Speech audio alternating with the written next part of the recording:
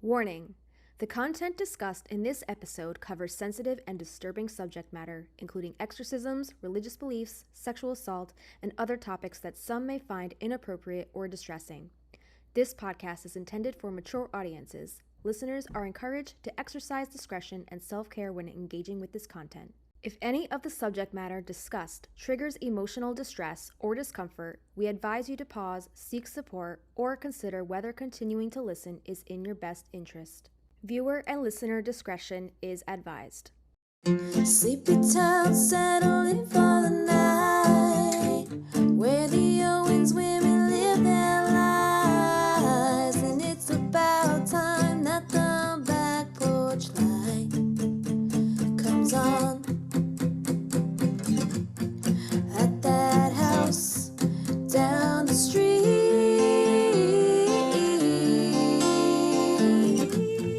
at that house on Magnolia Street. Happy Halloween, everybody! Happy Halloween, the best time of the year. This is It's our here. last episode of the year! It's here. Happy Witches New Year. We fucking did it, man. We did a whole season. All right, we're done. All right, bye, guys. Bye. Deuces. It's been nice. It's been fun, but we're tired, so we're gonna go take a nap now.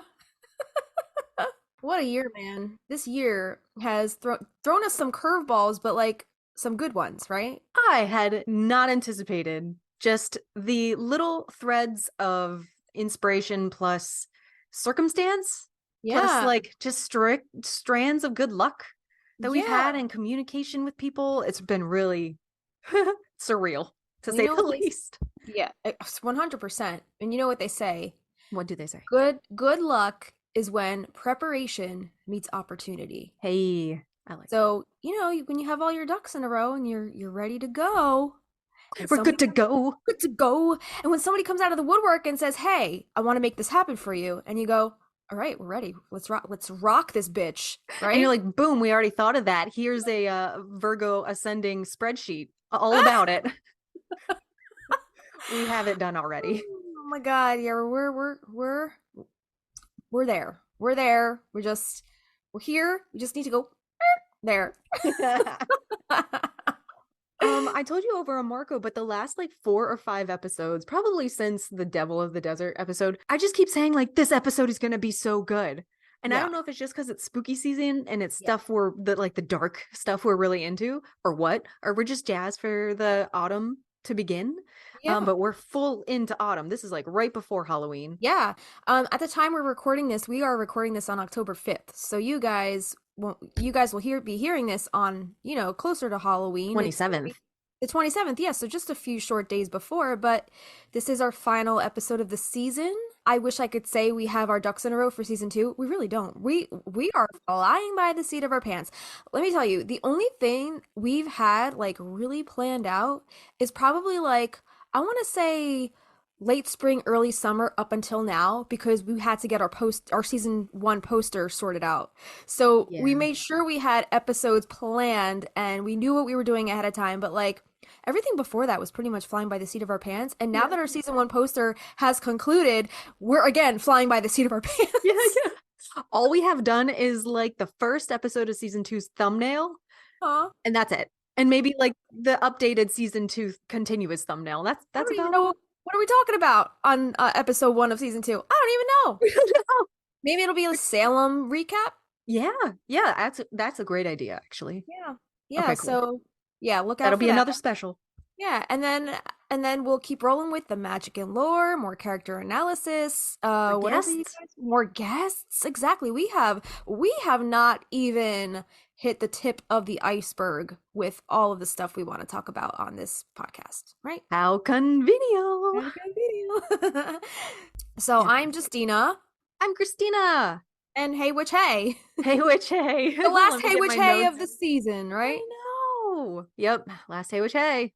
Every time we say something on this episode, we're gonna be the last one of the season. That's the last time we're gonna do that of the season. We're so dramatic. We are really, really dramatic about it. But we're so happy that you guys, if you're listening to this, you stuck around this long because this is the very last episode. Yeah. And if you're just hearing this later on down the line for the very first time, welcome to Magnolia Street, your one and only fandom podcast for practical magic. Every week, we deep dive on different aspects of the movie and the books. And if you've been listening from the very beginning, you guys would know that we, the Stinas, have written many practical magic inspired original songs that every so often we share with you via these song-sodes. So we actually started this podcast as a way for Christina and I to showcase some of this awesome music that we've been writing that will help you kind of keep yourself immersed in the world of the Owens family in a more musical way, if that's your thing.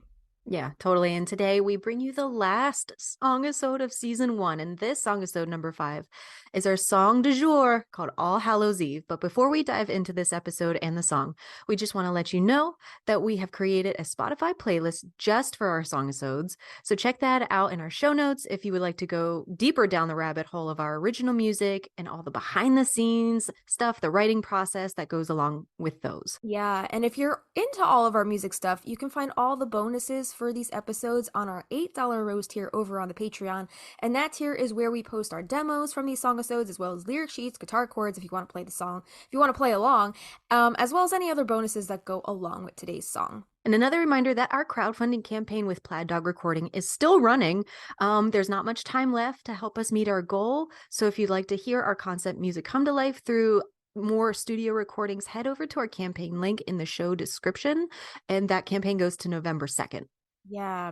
So yes, absolutely. Get those donations in. Contributions start as low as $10. So That's 2 coffees. That's not going to break the bank. And that actually is really going to help push us over that threshold to help us record more. So no donation amount is too small. And because they do all add up. So get those in before we are out of time. And thank you to all of those who've already contributed. You guys, this is so touching. It's amazing. We really appreciate your generosity. Yes, we are just over the moon. Like, it's crazy how many people actually come out of the woodwork to help you. They want to see you succeed, right? Yeah, it's incredible. It's like, even if it's not their thing, they're like, I believe in you. I think you're talented. You have something here. Live your dream. Exactly. Yeah. That was actually I told you, my friend Vin that donated last night, he actually, like, when he was signing off, he was like, I believe in you. Like, I always liked you because you are a dreamer. Yeah. Yeah. So, yeah, really, really sweet. People believe in us, and that's just really heartwarming and really encouraging. Yeah. It reminds me of what my uncle said. He was one of our first contributors, like, way before this became public. My uncle donated, and he was like, I want you to still be a kid at heart and chase those dreams. Keep chasing those dreams.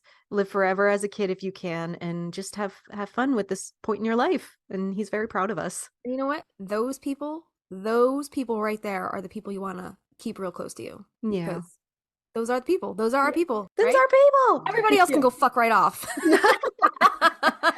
We'll show you, dude. I've always had that mindset of like, oh yeah, I'm gonna show you. I'm gonna do this thing. Watch this. Yeah. Hold my beer. Hold my beer. Hold my cold brew. Yeah. Hold on. I need to take my pumpkin spice latte. Little sip right here. While you're taking a sip, I want to say that this Song-i-Sode is very special. We haven't done anything like this in a Song-i-Sode before because we have a little extra spice that we're adding in today. This is going to be a little chunkier because it's our last show. It's probably one of my favorite songs that we've written. So before we get into today's song, we thought we'd give you guys a little extra content as a treat for sticking with us for an entire year of practical magic fandom fun. We're going to get into the enchanting film finale that inspired our song, plus a couple excerpts from the book that give us all the weird and just straight up spooky ass vibes. The poopa vibes, the spoopies. Los spookies. But first, we're going to read some more spooky stories from the Aberdeen issue that we started reading from in our Hauntings and Exorcisms episode. Not to mention, Christina and I have some cryptids and some spooky stuff from our own, I guess, hometowns or states that we want to explore. So be sure to stick around and get cozy under some blankets, grab some hot cider, light some candles, snuggle up near the glow of your freshly carved jack-o'-lanterns, and get ready for all the spooky feels because our Halloween episode starts now.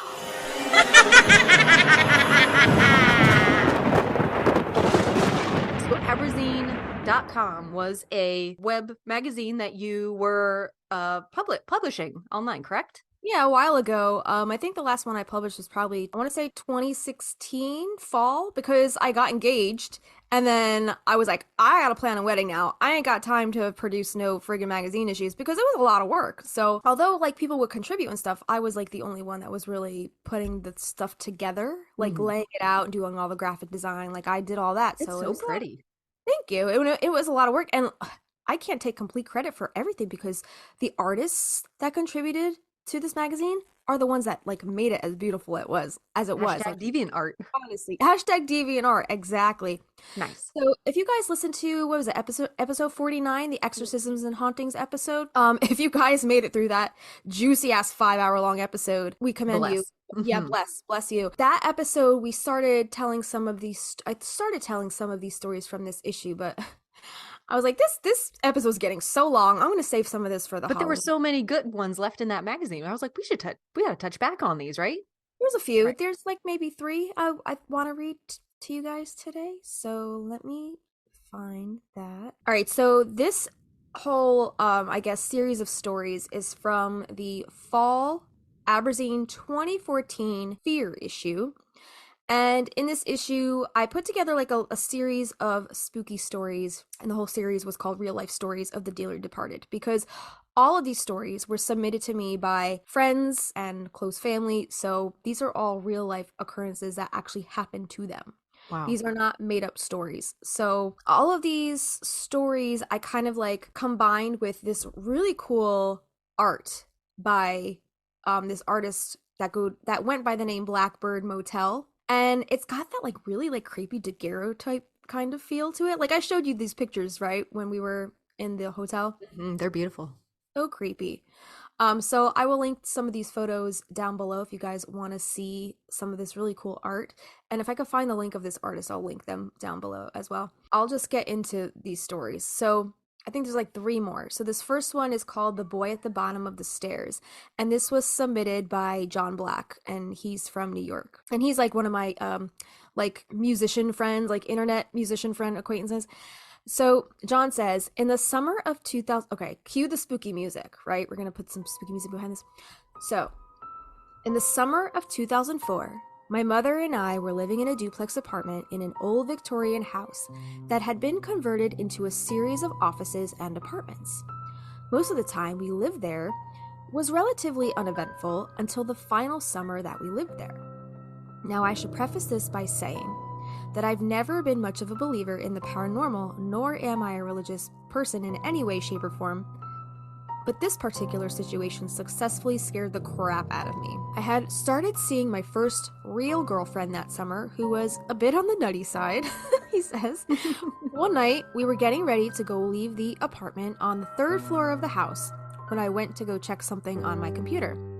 When I turned around to say, okay, let's go, she was standing at the top of the stairs with this pale, cold stare, positively terrified at something that was downstairs. When I asked her what was wrong and said we should get moving, she froze and lost it on me and kept telling me that there was a little boy bleeding at the bottom of the stairs. I looked and there was nothing. I couldn't see a damn thing aside from the poorly lit bottom of the stairwell. I tried to convince her that there was nothing there, but she refused to move. So we went back into my bedroom and laid in my bed for about an hour. When we went back, she didn't see anything, so we walked down the stairs and we went on our way. I just thought to myself, this chick is absolutely nuts, and thought nothing more of it. 3 months later, when my mother and I were planning to move to the neighboring town, she mentioned the move to a coworker of hers at the hospital she worked at, just down the block from where we were moving. The coworker then made the natural inquiry, "Oh, well, where do you live now?" When my mother told her and mentioned the exact building, the coworker replied with, "Wait, you mean the murder house?" No shit. What? The murder house. As it turns out, the house that we were living in was formerly home to a young family of 5 in the early 1900s. Sometime around that era, the father of this family went completely insane and murdered his wife and 3 kids, including a young boy, by the way of stabbing in the middle of the night. I was frightened by this prospect, but thought little of it until 2 weeks later when I happened to be down at the village library with that same girlfriend, and we got bored and decided to look up old newspaper headlines for our village paper. I remembered the story of the mass murder and decided to scroll through early 1900 listings to see if we could find anything related to it. The moment when my girlfriend shouted, "Stop!" as I was scrolling through the front pages and went dead cold in that dark room, followed up by, that's him, was one of the most, it was one of the most terrifying things I'd ever experienced. And there he was, the boy she saw at the bottom of the stairs, right alongside his father, mother, and 2 infant sisters. Dude, that's very Amityville horror. Crazy, right? And there I was. There I was at the top of the stairs. Wow. Oh, that is wild. The people who have stories of seeing something and then finding a photo afterward and they're like, that's that person. Yeah. Like it's just so cemented. It's like, no, spirits are real. Shall we move on to the next one? What's the next one? Okay, so this next one is called The Guardian Ghost, and this was submitted by my ex-boss. Really? Okay. Donna DeLuca. What's up, Donna? What up, Donna? Yeah. So Donna's son, this story, I believe this story is about her son. He was in a really bad hit and run. Like he was crossing a street, somebody hit him. Oh my God. He lived, but thank goodness. I think the story associated with him, the story that I'm about to tell you, is in relation to that whole incident. Okay. Yeah. Okay. So some spooky stuff going on there. Sensitive material. Yeah. Donna says, when my son Robert was 2 years old, he saw this man appear to him every night for about a year. He called this man his friend. He would talk and wave to this man out of nowhere. One day, I received a box from my husband Bob's cousin who lost her father. Inside, there was a picture of Bob's father when he was in his prime. Bob lost his father when he was 12, so I guess he was in his early 50s or late 40s when he died. When Robert saw this picture of his grandfather when he was in World War II, he said, "Yeah, Mom, that's the man who comes to see me." Robert would see this man on and off until he was about 5. So fast forward to one night in January 2013, when Robert was in his teenage years. He was crossing a busy street and he had gotten hit by a car. He spent some time in the hospital in very critical condition, but he pulled through and is luckily still here with us today. A few months ago, a little over a year after the accident, I took Robert to a psychic who is very well known around the Brick area in New Jersey.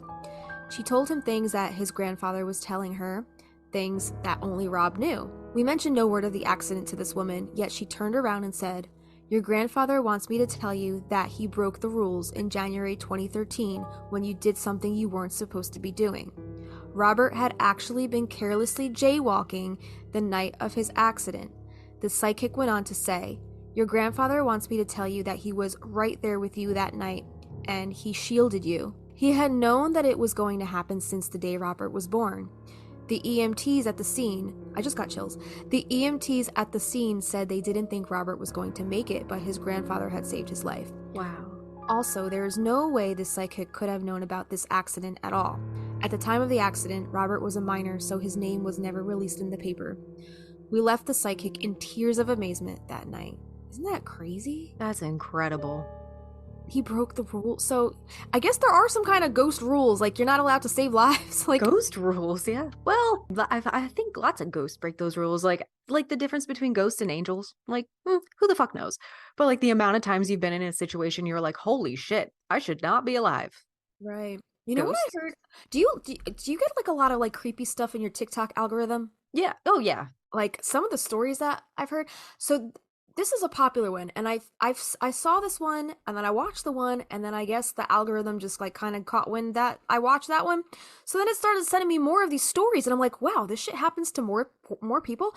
So I've heard that people who get in really bad car wrecks. Do you remember that scene in? Did you ever see? Was it Crash with that like all-star studded cast, like Sandra Bullock? No, I hadn't seen it. Ludacris, I think, is in it.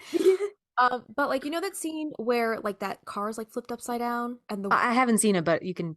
Okay. I can envision it. This is the scene that I'm envisioning, right? Most people that get into these like really bad car wrecks and they're just like in the car, just like waiting for somebody to come save them. A person, I don't know if it is a man or a woman that appears to them and keeps them calm. It's like, all right, you're gonna be okay. Somebody's coming. Somebody's coming. That before. Yeah, and then like when the EMTs show up, this person is nowhere to be found, mm-hmm. and like probably never even existed. I'm getting chills. Right? It's yeah, me too. I'm getting such I gotta chills. go get a sweater. Yeah. So isn't that so weird? Like, so creepy. Like, there's just a plane of existence we can sometimes see. Yeah, and when it's sometimes feel. necessary. Yeah. It's kind of like, it kind of reminds me of that story that I had about that Joy Visions lady in the thrift store. Yeah. Like, sometimes we come across people, but are they people or are they angels? Yeah. Be you angels? We are but men. Rock. Yeah. I met a dude, like an older guy, on the beach one time, and I was drawn to him because he was playing guitar. He was playing a 12-string guitar, and I was like with his buddy, and my dad was with me, so it was totally fine, totally safe. He gave me his address and he was like, hey, write to me, I will send you a CD. I loved his music, still can remember the songs to this day.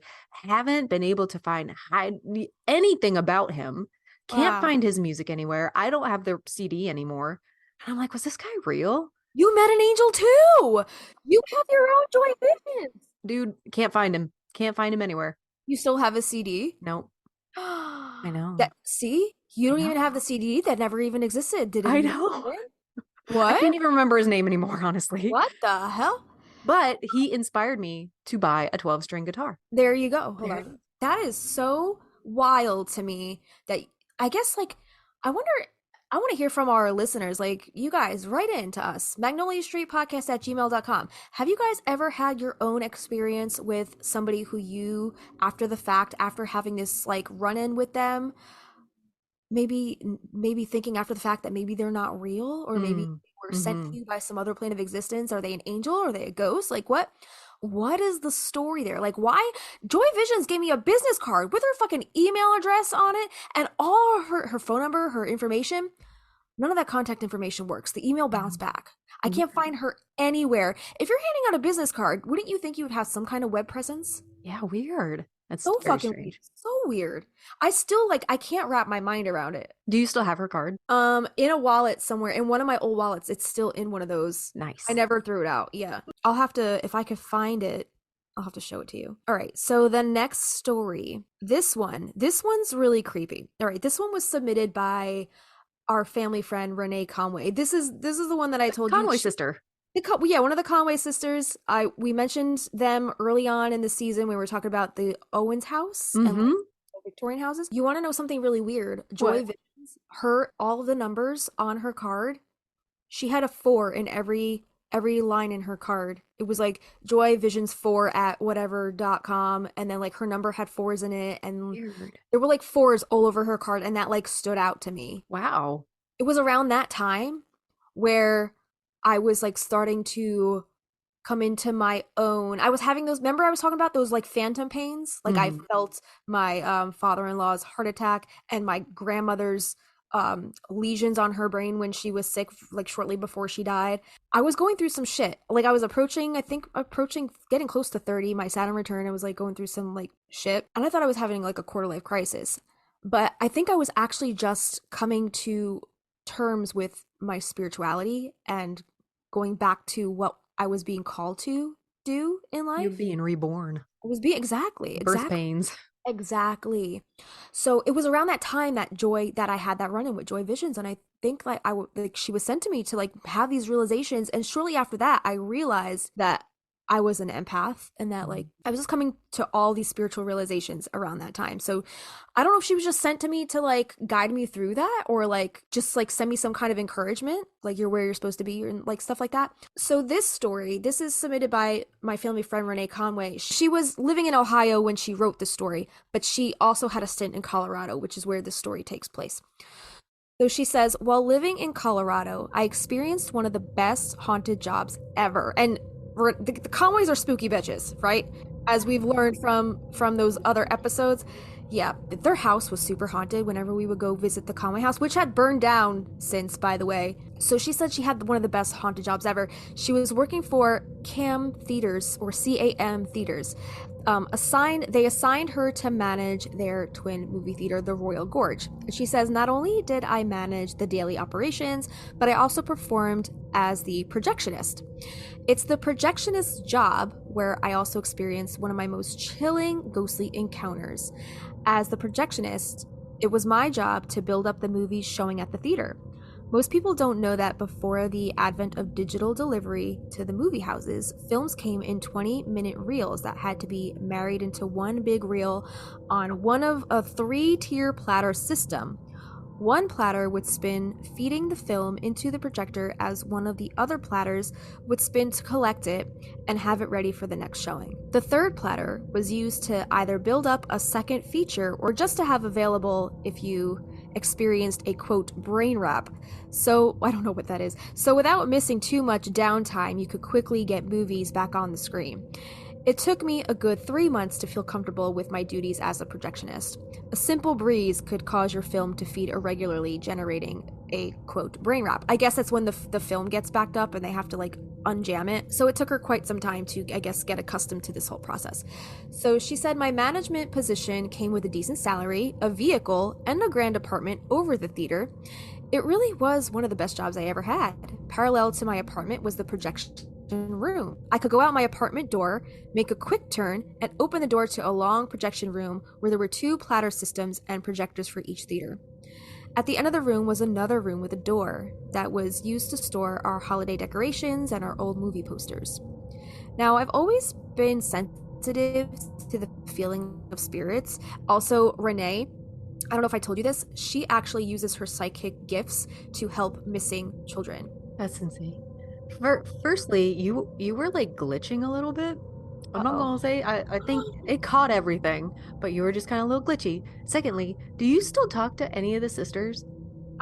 For a long time, I was really close with Renee on the internet. Like, we were right back and forth. And then she's still on Facebook, but, like, I don't think she, like, really goes on anymore. Like, we used to chat a lot on, like, Facebook Messenger. But, like, I don't think I've talked to her in probably, like, a good 5-something years. Okay. My printer is doing things now. Dude, I don't know what today is about. What's going on? Just curious if in the future you think she'd ever want to talk about spooky shit. I would love to have her on the show, and she could talk. All of her work that she's done with finding the missing children, it's crazy. I actually did a whole write-up on her work doing that, and we could read this article at some other point if we want to do a bonus episode about it, or if we can get her on the show, it'd be cool just to have her tell her story. So she says, I've always been sensitive to the feeling of spirits, and I never felt quite alone up there in that projection booth, but I never felt afraid either. It was actually a very peaceful space to be in, even with all the sounds coming from the equipment.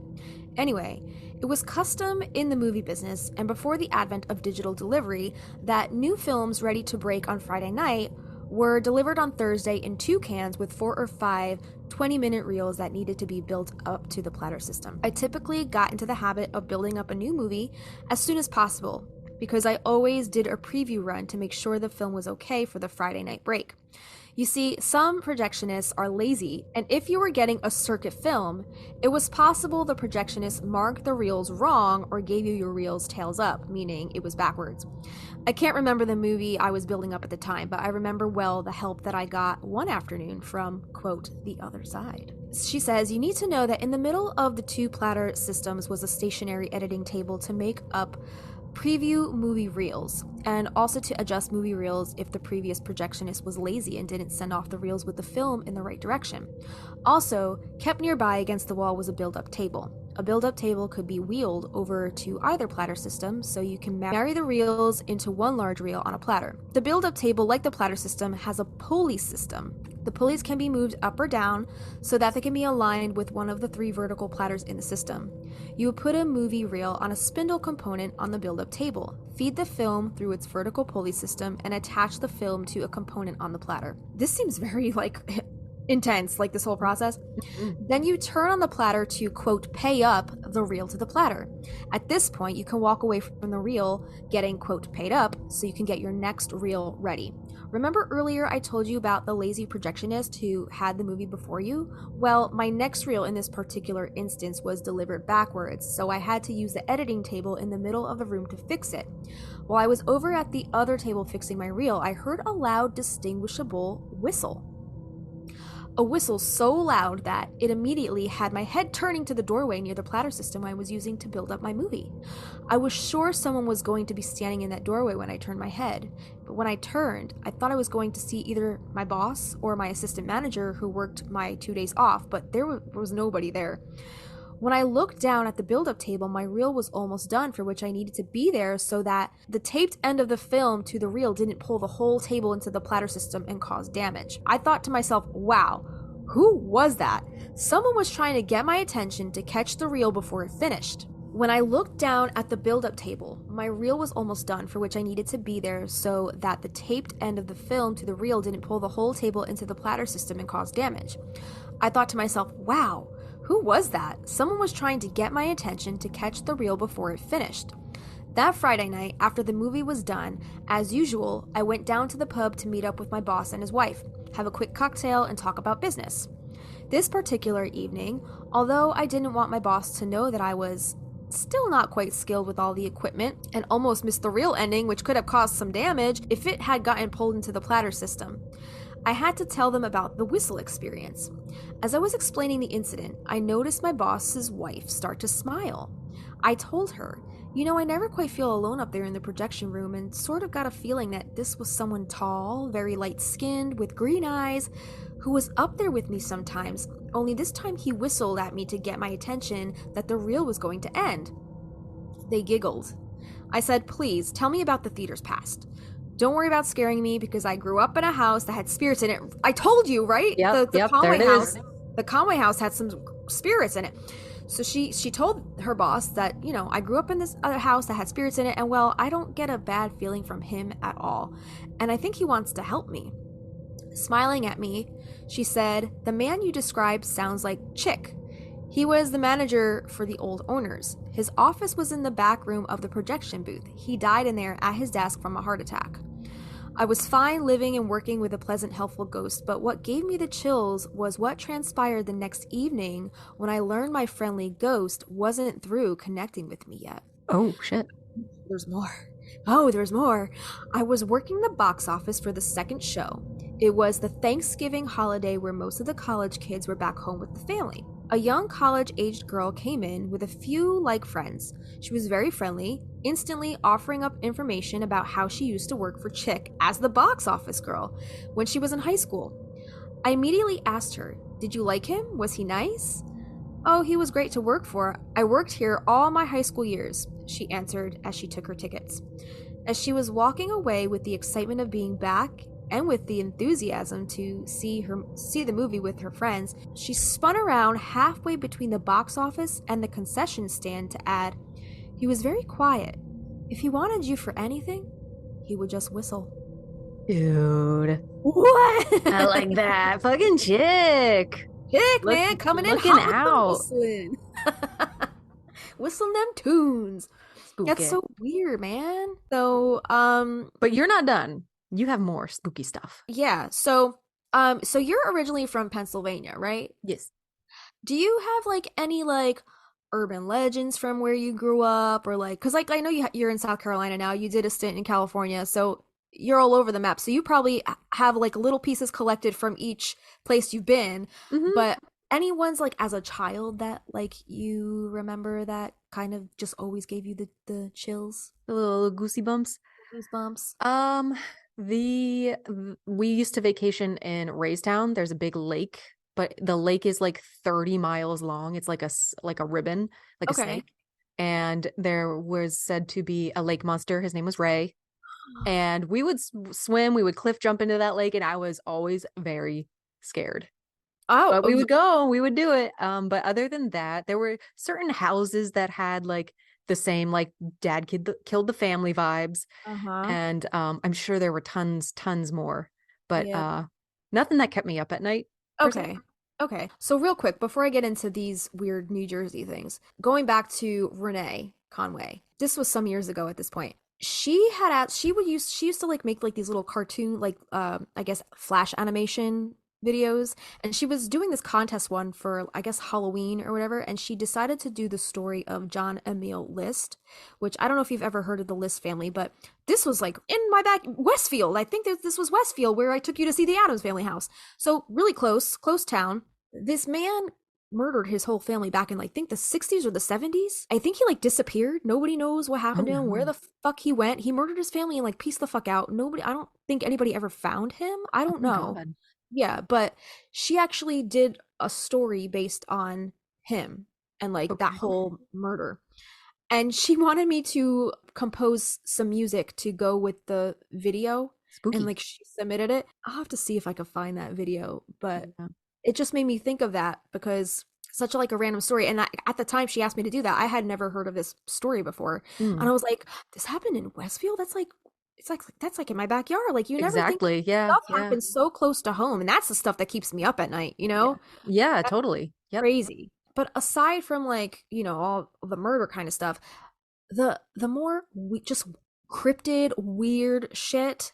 We grew up with a magazine called Weird New Jersey. And I think this magazine started in New Jersey and has since branched out to different states. Like now there's probably like a weird Ohio or a weird Pennsylvania, a weird whatever.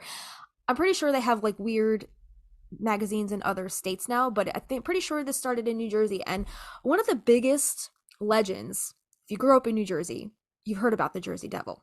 Right? Yeah. The Jersey freaking Devil. Dude, that's a badass name. There were some Pennsylvania cryptids I was looking at. I was like, this is a fucking stupid name. Like, what the shit? But Jersey Devil? Like, and this story is fucking nuts. Okay. And the fact that people have actually supposedly seen Jersey Devil sightings is even crazier to me. Because the description of this I guess this cryptid or this creature, it just seems so far-fetched. Like, you know, like how can this possibly exist? But I guess it's like along the lines of like a Bigfoot or a Chupacabra, like, you know, like yeah, dude. Or Mothman. It's who knows? Who the fuck knows? Lay it on me.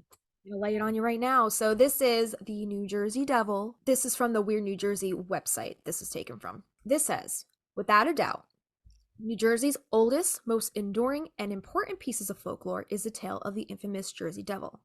For close to 300 years, New Jerseyans told tales of this mythical beast that stalks the Pine Barrens and terrorizes local residents. Very nice. So the Pine Barrens.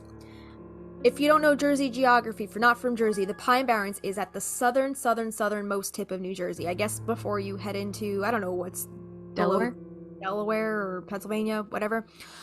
Very furthest southern tip, and most of it is, I guess, I don't know if it's not marsh, but it's a lot of like water and bogs, I guess, and a lot of trees. Yeah, lots of trees, just a lot of wooded area. So the recurring nature of this story begs a few questions.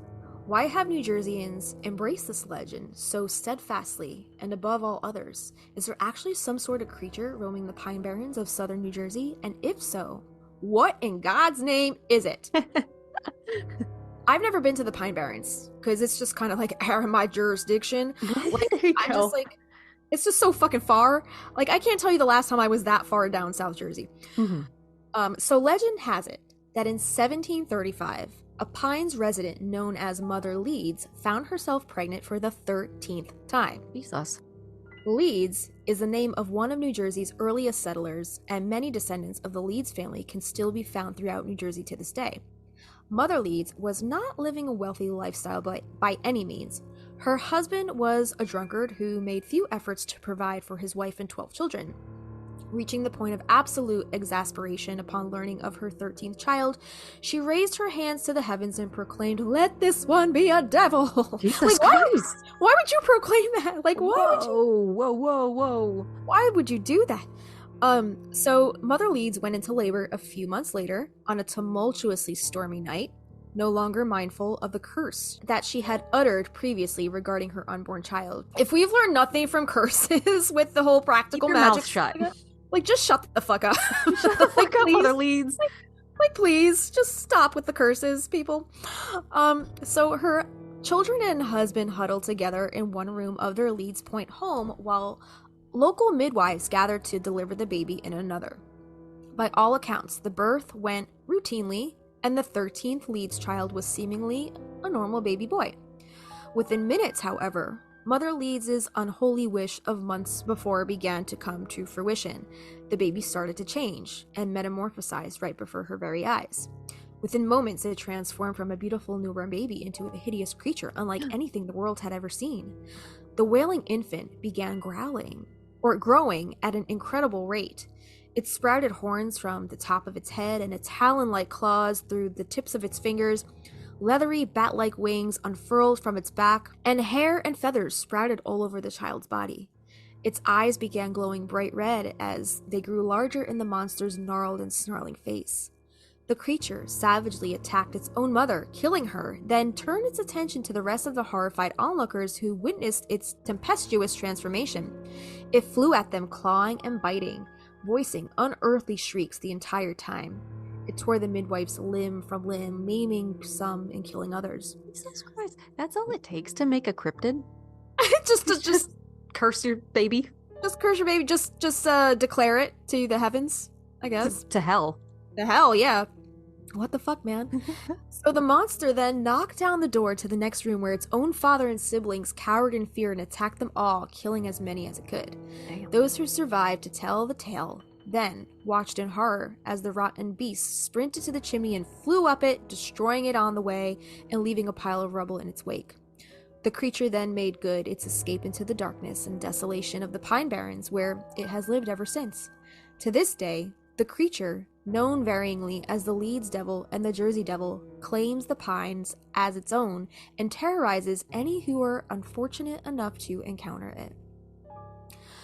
So, in 18th and 19th centuries, the Jersey Devil was spotted sporadically through the Pine Barrens region, frightening local residents and any of those brave enough to traverse the vast, undeveloped expanses of New Jersey's southern reaches. Unearthly wails were often reported emanating from the dark forests and swampy bogs, and the slaughter of domesticated animals would invariably be attributed to the Phantom of the Pines. Over the years, the legend of the Leeds Devil grew, occasionally even overstepping the boundaries of its rural Pine Barrens haunt to terrorize local towns and cities. The most infamous of these incidents occurred during the week of January 16th through the 23rd of 1909. Early in the week, reports started emerging from all across the Delaware Valley that strange tracks were being found in the snow. The mysterious footprints went over and under fences, through fields and backyards, and across the rooftops of houses. They were even reported in the large cities of Camden and Philadelphia. Panic immediately began to spread, and possess formed in more than one town. So fear and intrigue grew even greater when it was reported that bloodhounds refused to follow the unidentified creature's trail in Hammondtown. Schools closed or suffered low attendance throughout Lower NJ and Philadelphia. Mills in the Pine Barrens were forced to close when workers refused to leave their homes and travel through the woods to get to their jobs. Could you imagine this story going on today? Like, people are just gonna blow it off and be like, oh, that's just a stupid superstition. But back in the day, people took this shit very serious. Absolutely not. I'm staying right at home. Thank you. Yeah. So eyewitnesses spotted the beast in Camden and in Bristol, Pennsylvania, and in both cities, police fired on it but did not manage to bring it down. A few days later, it reappeared in Camden, attacking a late-night meeting of a social club and then flying away. Earlier that day, it had appeared in Haddon Heights, terrorizing a trolley car full of passengers before flying away. Witnesses claim that it looked like a large flying kangaroo. Another trolley car full of people saw it in Burlington when it scurried across the tracks in front of their car. In West Collingswood, it appeared on the roof of a house and was described as an ostrich-like creature. Firemen turned their hose upon it, but it attacked them and then flew away. The entire week, people reported that their livestock, particularly their chickens, were being slaughtered. This was the most widespread in the towns of Bridgeton and Millville. The marauding misanthrope reappeared later in the week in Camden, where a local woman found the beast attempting to eat her dog. She hit it with a broomstick, and it flew away. While there has not since been another week to match the frequency, fervor, and intensity of the January 1909 rampage, numerous sightings of the Jersey Devil have continued to be reported to this day. The tale of the devil has spread beyond the Pine Barrens and has been embraced by all of New Jersey, even to the point where it has been largely commercialized. The devil is portrayed in toys, on t-shirts, and is even the subject of his own feature film. Most famously, the devil has lent its name to the New Jersey NHL hockey team. Yeah, there it is. There you go. There are still many, however, who believe that the New Jersey devil is very real and a very dangerous creature. There has been a constant stream of reports over the years of devil encounters, most often people reporting finding strange, unidentifiable tracks in the sandy soil and desolate areas of the Pine Barrens. Some reports claim that they are footprints of a strange bird. Others say that they closely resemble hoof prints, although whatever it is, walks on just 2 legs. There have been a substantial amount of reports that describe the tracks as being cloven, a well-cited description of the feet or hooves of a more famous devil or Satan. While less frequent, there are still occasional reports of people who see more than just tracks and manage to catch a glimpse of old JD himself.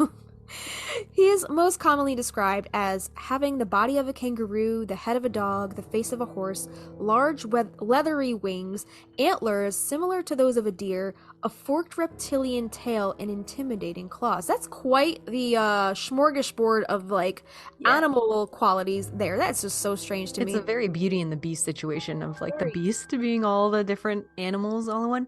I'm just gonna say, whether or not this is actually a cryptid or a very morphed animal, that's terrifying. If people are continuously seeing a very deformed creature like this, fuck. What the fuck is it? Justina, we gotta go find this guy. You want to post up in the Pine Barrens? You want to go camping in the Pine Barrens? Holy fuck. Go find this guy. Oh my god. So while Jerseyans embrace their devil as nothing more than a quaint figment of our collective imagination, a source of unification and pride, and a unique and important piece of NJ folk culture, others see it as a very real creature and a threat to their safety. Still, others who have sworn they did not believe in the existence of the Jersey Devil have had changed their minds after spending just one moonlit night in the Pine Barrens. I guess that's all it takes. Let's go. Let's go. We're there. Let's do it. There, where a ghostly mist drifts across the cedar swamps and the unearthly cry of some unseen creature can be heard piercing the stillness of the dark forest, few disbelievers can be found. Whether it's deep in the Pine Barrens or deep in our collective unconscious, one thing is certain. The devil still lurks in New Jersey and most likely always will. But you gotta go to the Pine Barrens. God dang, that's a dope story. I remember in 8th grade we had to do projects on cryptids. Everybody picked something different. Of course, somebody picked Jersey Devil. Didn't remember a single thing about it. What? Not a thing. I was in 8th grade. I don't remember my childhood. This is fucking awesome. He's terrifying. That's horrifying, right? Yeah. And I just linked this little article here because as I was looking for stuff about Pennsylvania, this article came up about the Jersey Devil visiting PA more than once, apparently. It'll be linked, but it's from pawilds.com. And the title was The Jersey Devil Visits I-80 Frontier of the PA Wilds. So I was like, what the fuck?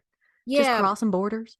Just crossing borders, yeah. So the page this whole thing that I just read, the Weird New Jersey page, at the bottom of the article, there's a bunch of occurrences that people have written in, accounts of their experiences with the Jersey Devil. So if you guys want to go read some of those, I mean, we could sit here all day reading them, but there's so many of them. So go check that out if you guys want to read some real life accounts of people's experiences with this thing, because that's horrifying. I can't even imagine seeing this motherfucker just floating around in the forest down there. Oh my god. Before you start this other one, can I go grab a sweater? Because I keep getting the chills.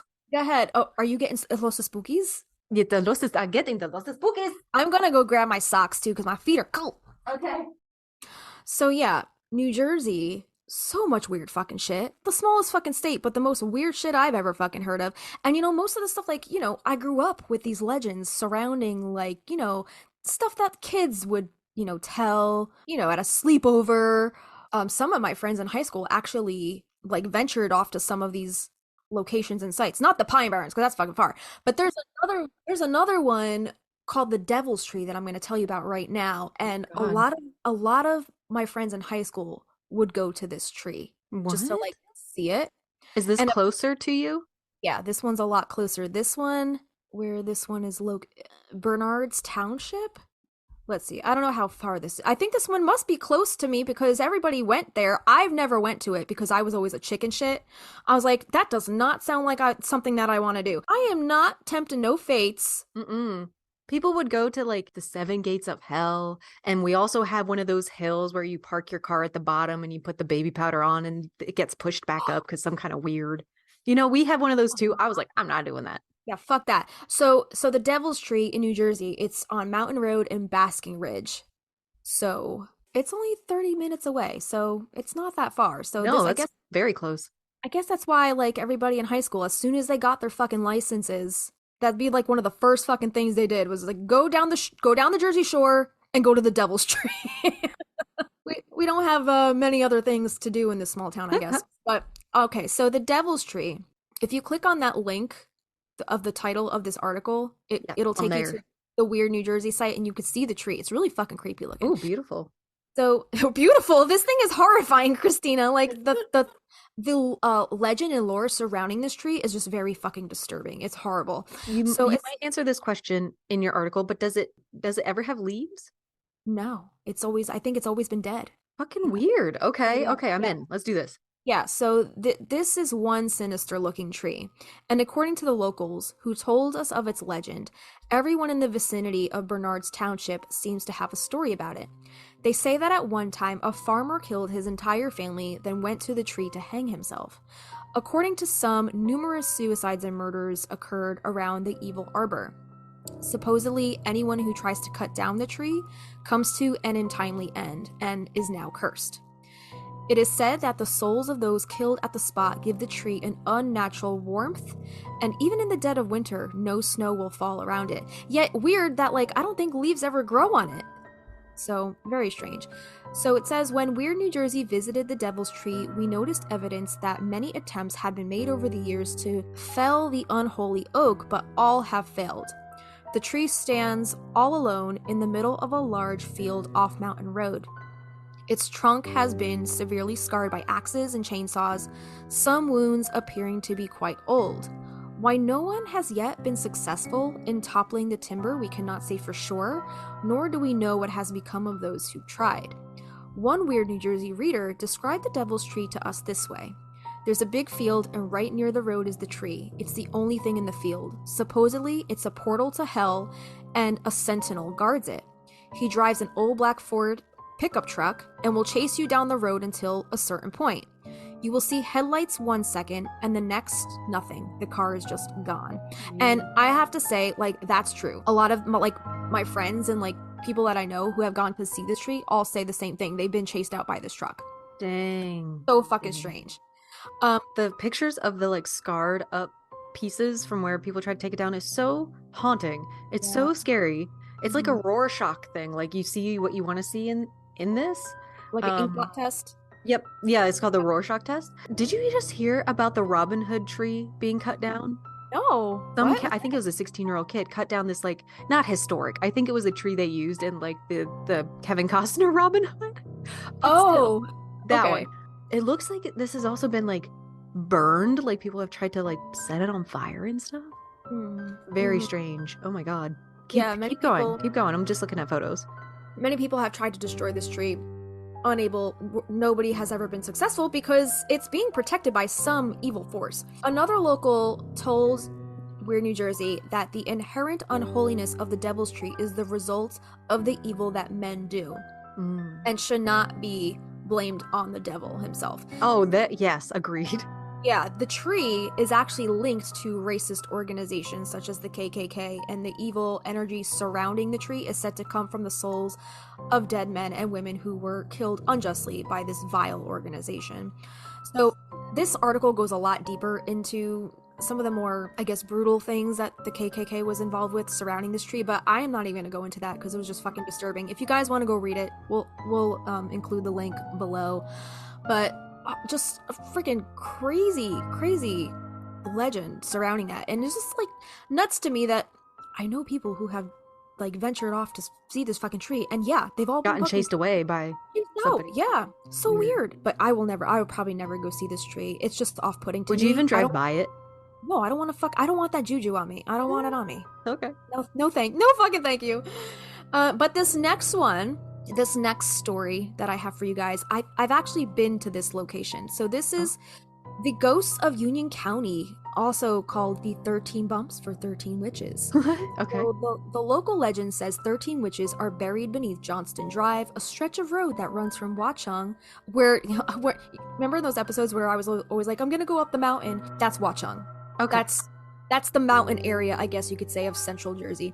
Okay. So from Watchung to Scotch Plains, this road stretches from. This article was written by Emily Everson, and this is from thepatch.com. And this was posted on Sunday, October 30th, almost Halloween night on 2011. Perfect. Yeah, perfect.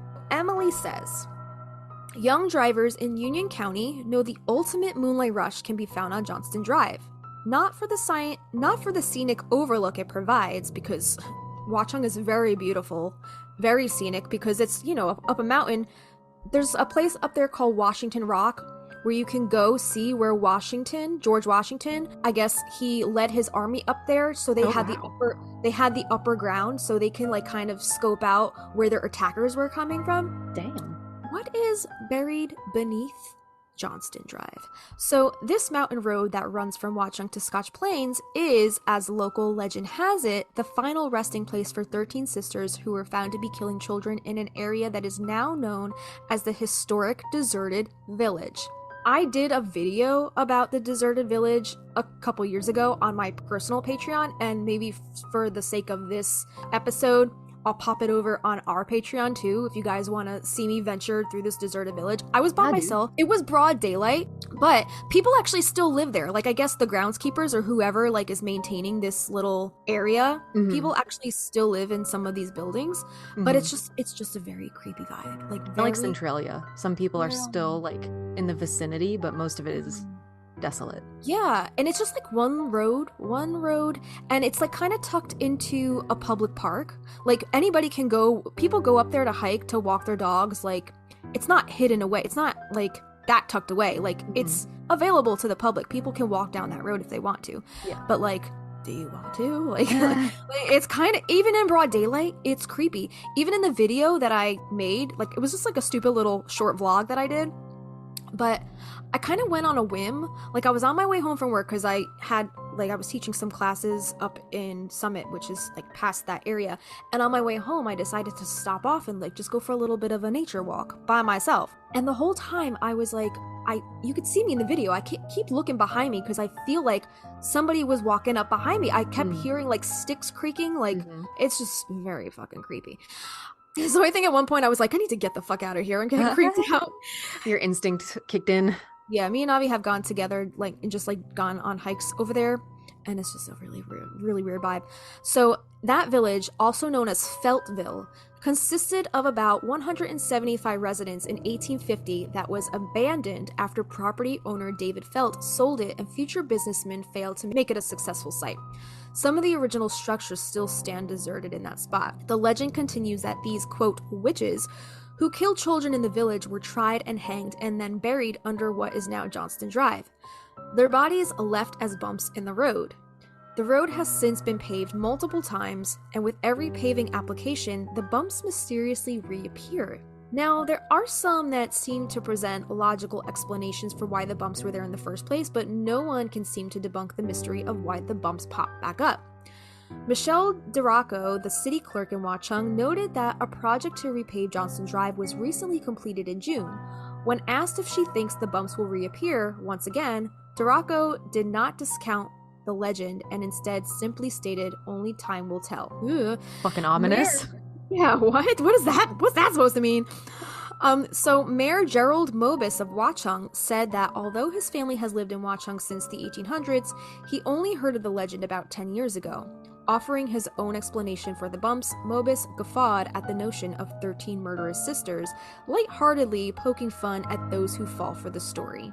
Dude, that's fucking badass. 13 sisters? Yeah, it's like the Jersey Devil was the 13th child, right? Mm-hmm. Fuck, man.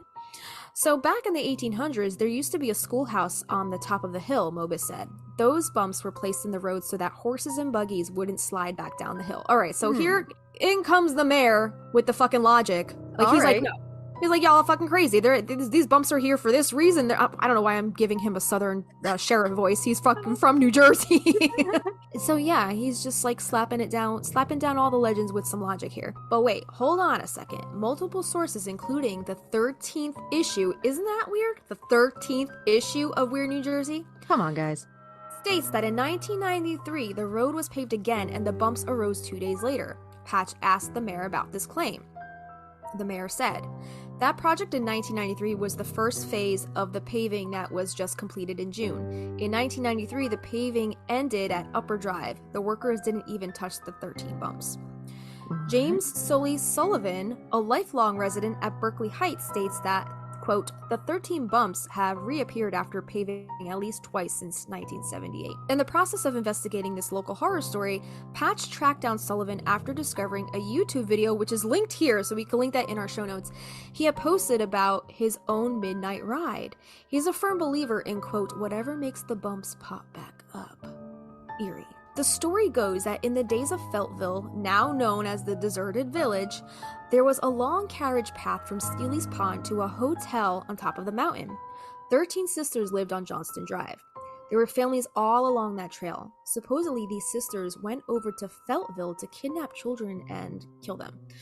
The citizens of Feltville hunted the sisters down, killed them, and buried them along the side of the mountain. Before they were executed, the witches vowed to come back, kind of like the Sanderson sisters. Damn. What's the old Bette Midler's character? Winnie, yeah. She's like, we'll be back when a virgin lights the black flame candle. Yep. Like something along those lines. But yeah, super creepy. So they vowed to come back, and this road has been repaved and repaved over and over again, and every time the bumps come back. Sullivan went on to elaborate the connections between the deserted village and the 13 bumps. You can go back and research and ask, quote, why was the village deserted? Something as traumatic as having a bunch of children stolen from your town and brutally murdered would make anyone want to get the hell out of there, Sullivan explained. The legend continues that if you drive over the bumps and count them, then say 13 witches, and turn around, you can see the witches following behind your car. Like, kind of like a Bloody Mary type deal, I guess. Ooh. Why would you do that? Why would you tempt the fates? Yeah. So Sullivan's first time driving over the bumps was as a teenager, as is anybody's first time doing any of these stupid things. Like, this is the stuff you do as kids. Like, you know, you perpetuate these friggin' myths and legends. Sullivan says, I was 14 years old and sitting in the back seat of my friend's older brother's car, who we were all afraid of, Sullivan said. It was like getting to the top of a roller coaster. Johnston Drive is a long stretch of road, giving first-timers a lot of time to build up anticipation. I didn't see any witches that night, but the 13 individual bumps were definitely there. According to Sullivan's YouTube page, he's tried to see those witches numerous times, but so far the bumps are all that appear. When confronted with the latest information on the paving of Johnston Drive, Sullivan reaffirmed his belief, stating that the bumps will rise again.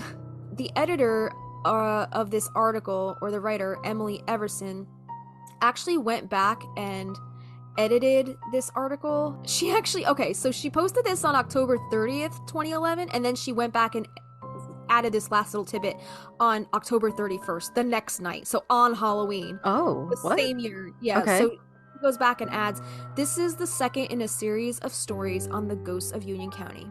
So what do you think? Ever felt the presence of witches on that long stretch of Johnston Drive? So I don't know why she felt like she had to go. Yeah, that's interesting. Add that like one sentence. I'm watching the YouTube as you were reading, and I feel very like shaky right now. Like, I don't know, maybe it's the camera work, but I'm like, I don't like this. Yeah, I'll show you my vlog, the one that I took when I went there by myself in broad daylight. And I'm telling you, it was broad daylight, but it was still fucking. I'm telling you, I kept looking over my shoulder, like I felt like somebody was following me. Yeah, I hate that. I hate that feeling. But you gotta trust it. You gotta trust it. If your body is like, I'm gonna go now, you gotta go. I was like, all right, I'm leaving. I'm creeped out. Yeah, dude, I'm kind of like creeped right now. I got a little tightness in my chest. I like this. I like the spookies. It's broad daylight out too, guys, when we're recording this. Yeah. Thank you. Those are great. I want to go see this place. I'd go here with you. Not the Pines. I think I'm good. That's kind of far, but yeah, we could definitely do that.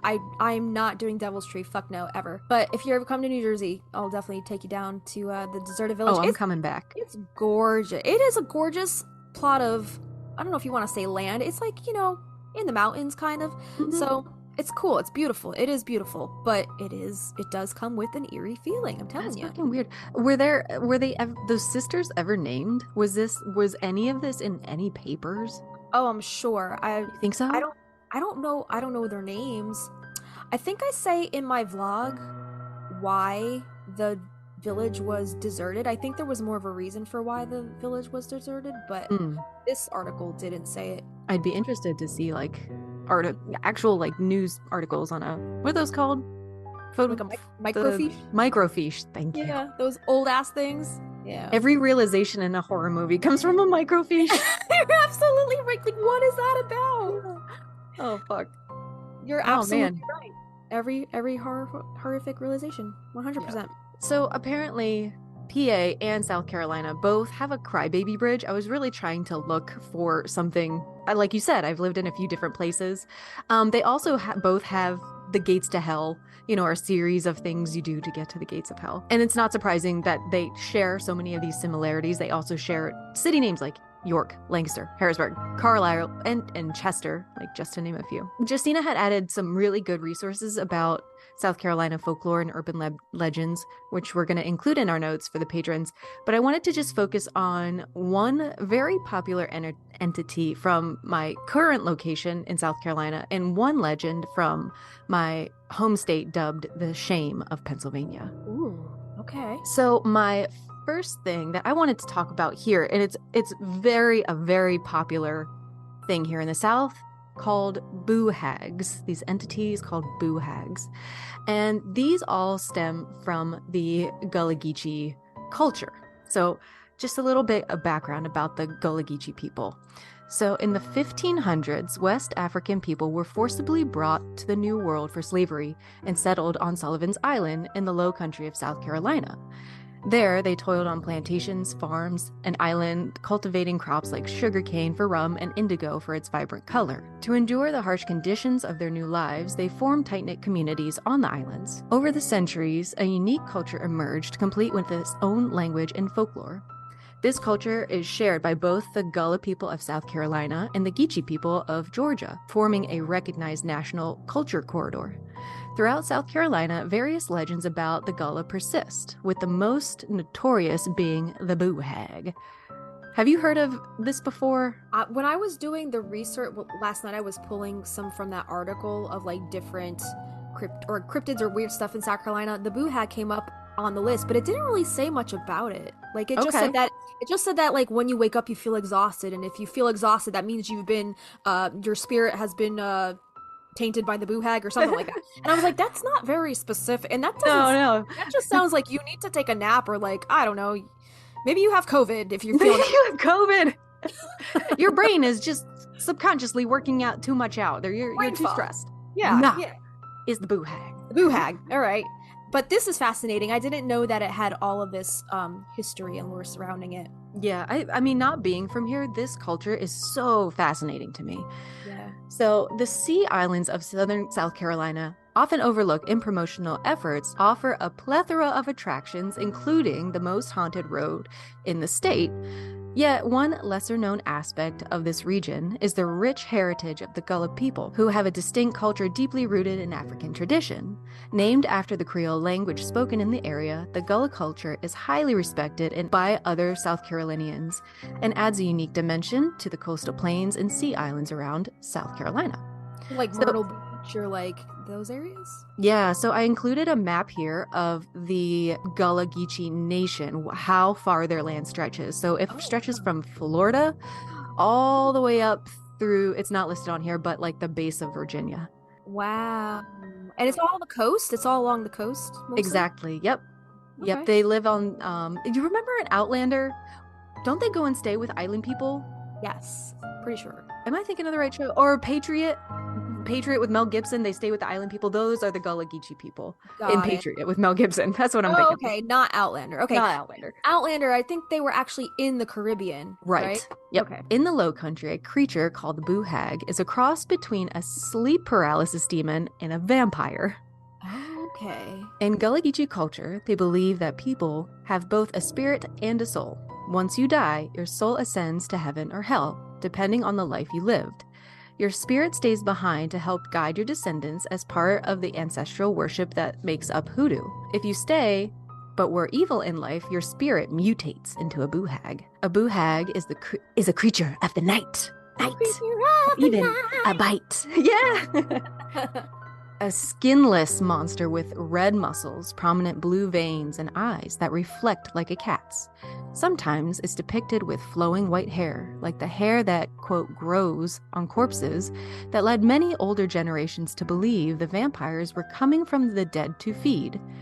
And then they have a note here that says hair and fingernails seem to grow on corpses because as the skin dehydrates, the nails and hair look longer. Ooh. They used witchcraft and evil magic to cause havoc on innocent people and will paralyze you in your sleep, like the infamous painting of the demon that sits on your chest in the middle of the night, feeding on your life force and subjecting you to nightmares. You mean Punky? Yes, we all have our demons, girl. We all have our boo hags. I guess Punky's my boo hag. Dude, he scares the shit out of me at night sometimes, because like I'll be like lulling off into a sleep and then like this demon just jumps up onto the bed, scares the fuck out of me, and then he crawls boo hag. And then he crawls on my chest and falls asleep sitting on my chest. Well, I have some things you can do to keep boo hags away here in a little bit. Hear that, Punky? So the boo hag looks human during the day because it cloaks itself with its previously unlucky victim's skin. At night, it escapes the skin and goes looking for its next victim. And I was like, Jimmy! Oh my god, like a body snatcher. Body snatching. Holy fuck, right. It can slip inside through any crack in a window or a crevice in a wall. Once inside, it finds you sleeping in your bed and crawls on top of you. Oh, I don't like this. It sucks the air from your lungs as you sleep, quote, riding you until the sun comes up when it escapes into its hidden skin suit. Wait a minute, like riding you as in like... Not that kind of riding you. Okay. Riding you like a broomstick. I don't know. I would just think like being on your chest, like giving you shit. That is so fucking weird. Pay your taxes. Pay your taxes. It says... Or if you're Punky, give me snacks. Yeah. Yeah, maybe that's all it wants. It's just a snack of your soul. Just want snacks. we need a meme, like a boo hag, that's like sitting on this picture that you have right here with like a little speech bubble that says, I just want snacks. I just want snacks. Food now, mommy. Food now, mommy. Or just like what it's like owning a cat. yeah, exactly. Oh my god, that's too funny. So this is probably what you read in what you had listed before. It says, if you're lucky, you might wake up extremely exhausted. A sign of a visit from a boo hag is someone who slept all night but got no rest. An unfortunate encounter with the boo hag ends with you waking up with the creature still riding you. Ooh, horrifying. Nope. If you try to escape or attack it while it's feeding, it will steal your skin for its next disguise. Oh my god. Few things keep boo hags from riding you at night. You can place a broom near the door to your room because it will be forced to stop and count the bristles. That's all it takes. It's just putting a broom. They are apparently obsessed with having to count things. They go to enter your room and they see the broom and they're like, fuck. Fuck this bitch. 4, 5, 6. Yep. Counting bristles? That's too funny. You can even use hairbrushes or a colander to the same effect. It will be forced to count the bristles or the holes in the strainer. The goal is that the hag will be distracted long enough so that the sun can come up and it will be unable to return to its skin suit and it will die in the sunlight. That is wild. Who makes these rules? Like, it needs to count something. It needs to count something. Or the elders of the Gullah Geechee people, man. What the fuck, man? This is... Oh my god, okay. And it's an interesting parallel to the European vampires and fairies who are also stopped by leaving piles of rice, sand, or salt in their path. They'll have to count the granules and they eventually die in the sunlight. Sprinkling salt over the boo hag as it sits on you will make the hag unable to return to its skin and die in the morning. This is the trickiest one of them all to attempt, however. It's best that if you do wake up, do not move, so you might survive this visit. The absolute best deterrent for this creature and any other angry spirits will include a trip to your local hardware store. You'll need that oh-so-popular unique hue of indigo paint called Haint Blue. Have you heard of Haint Blue? No. Is that Okay. like shield green? Does that have No, something no, no.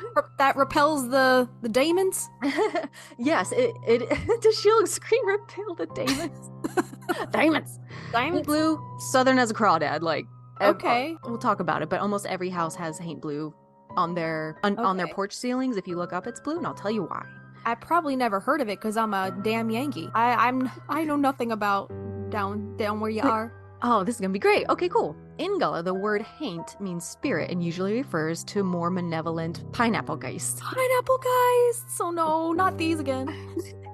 When the European colonists came to the New World, they tried many different crops in the colonies to see what would grow and what would bring them the best bang for their buck. Indigo is a crop that was so labor intensive to extract that beautiful color that it was considered blue gold. A Southern belle named Eliza Lucas in the 1730s planted the first indigo plants on one of her father's 3 plantations in Charleston. While indigo was grown in both Jamestown, Virginia, and New Amsterdam, which is currently New York City, it didn't grow well in these areas. The Charleston plants were successful in the Low Country and became the biggest exploited item of the New World in a few very short years. Since the dye was so labor intensive, the farmers needed experienced workers. Various African cultures worked with the crop for almost half a millennia at this point. The need for indigo cultivators spurred on kidnappings and enslavement of hundreds of thousands of people from West and Central Africa. These people banded together to create communities, and their beliefs came with them. Blue is a sacred color to the Gullah Geechee, and it was most helpful in warding off evil spirits. This includes blue bottles, the glass dyed with indigo, which can be placed on the ends of tree branches or sticks to create bottle trees. What might seem like a cute garden decoration is another deterrent for spirits. The spirit can slip into the bottle, but then it can't escape the tiny opening because of the color. Ringing or rusting on the bottom means that a ghost was trapped inside. And I didn't discover we had our very own bottle tree until probably the first fall I was here in the house when all the leaves started to drop away.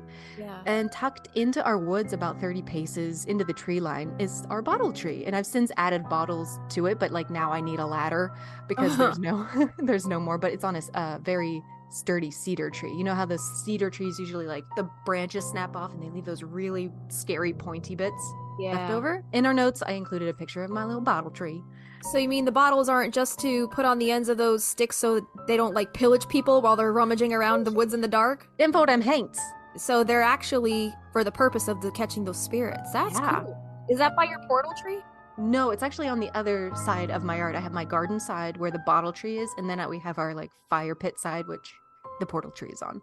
That's so fucking badass. I can't wait for you to see my place. No, I want to see your property, man. This sounds so cool. And what were you saying before? You said some people... Even just driving around down here, I think you can buy fake metal trees to put in your front yard, and people have those beautiful blue, like wine bottles. It is like more of a garden decoration now to some people, but... Yeah. This is where it came from. Awesome. So they used the dregs of the dyeing vats and mixed the blue with lime and other chemicals to make this robin's egg blue, which became known as haint blue. It was also so close in color to both the sky and the sea in the coastal lowlands of South Carolina that it became used to keep evil spirits away. Is that kind of like the evil eye in Greece? Because that's blue. That's got like the same type of blue, and like that's repelling them. But like you. Yeah. Painting haint blue on windowsills, shutters, doorways, and even veranda ceilings kept the spirits and boo hags away. The color would cause confusion, as a ghost would think that they had stumbled into a body of water, which they cannot cross, or stepped out into the open sky and would be swept away by the wind or killed by the sun. It was a cheap and relatively easy way to keep away spirits out for blood, bodies, and death. Crazy. So if you painted your room blue and keep a broom by your door, you're set. Like that boo hag is gonna be so fucking disoriented. You're walking with Jesus by that point. You're good. Not gonna have any chance to ride your chest while you're fucking sleeping. There you go. Awesome. All right, I'm gonna paint my room blue tonight. There you go. Or at least your ceiling. Under the ceiling, yeah. But you want to do it like outside, so they don't even come in your house. Okay. Mm-hmm.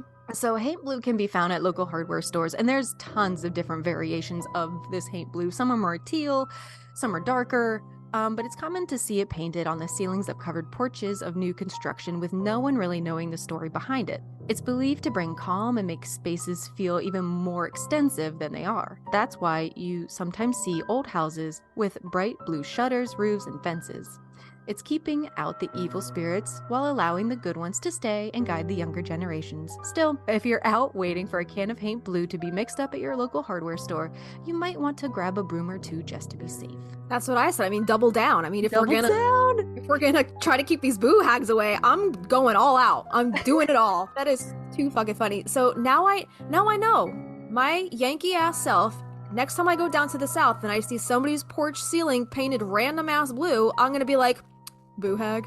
Boo hag, you got boo hag problems? You got a boo hag problem up No, in here? no more. 99 problems and a boo hag ain't one. Boo hag ain't one, bitch. All right, t-shirt, meme. T-shirt. Let's go. The next thing I wanted to share is from my home state, Pennsylvania.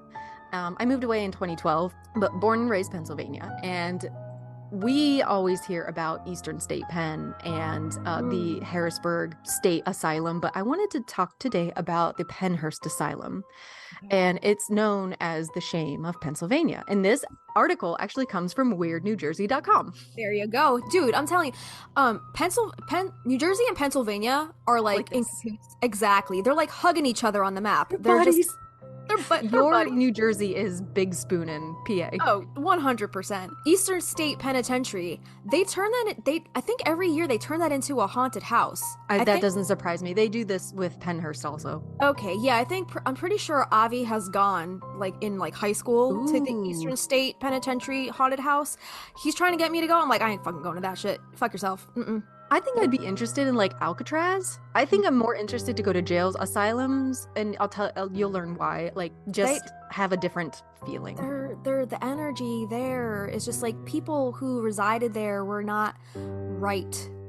Like, you And know, not treated well. not treated well, mentally ill, and didn't receive the treatment that they should have received, and were Totally. just most of them were tortured and discarded as And if you hear those stories, this is the place you're probably hearing about. horrible stories. All right. Yeah. So this one does come with a big trigger warning. I know we put it at the top, but this one for sure.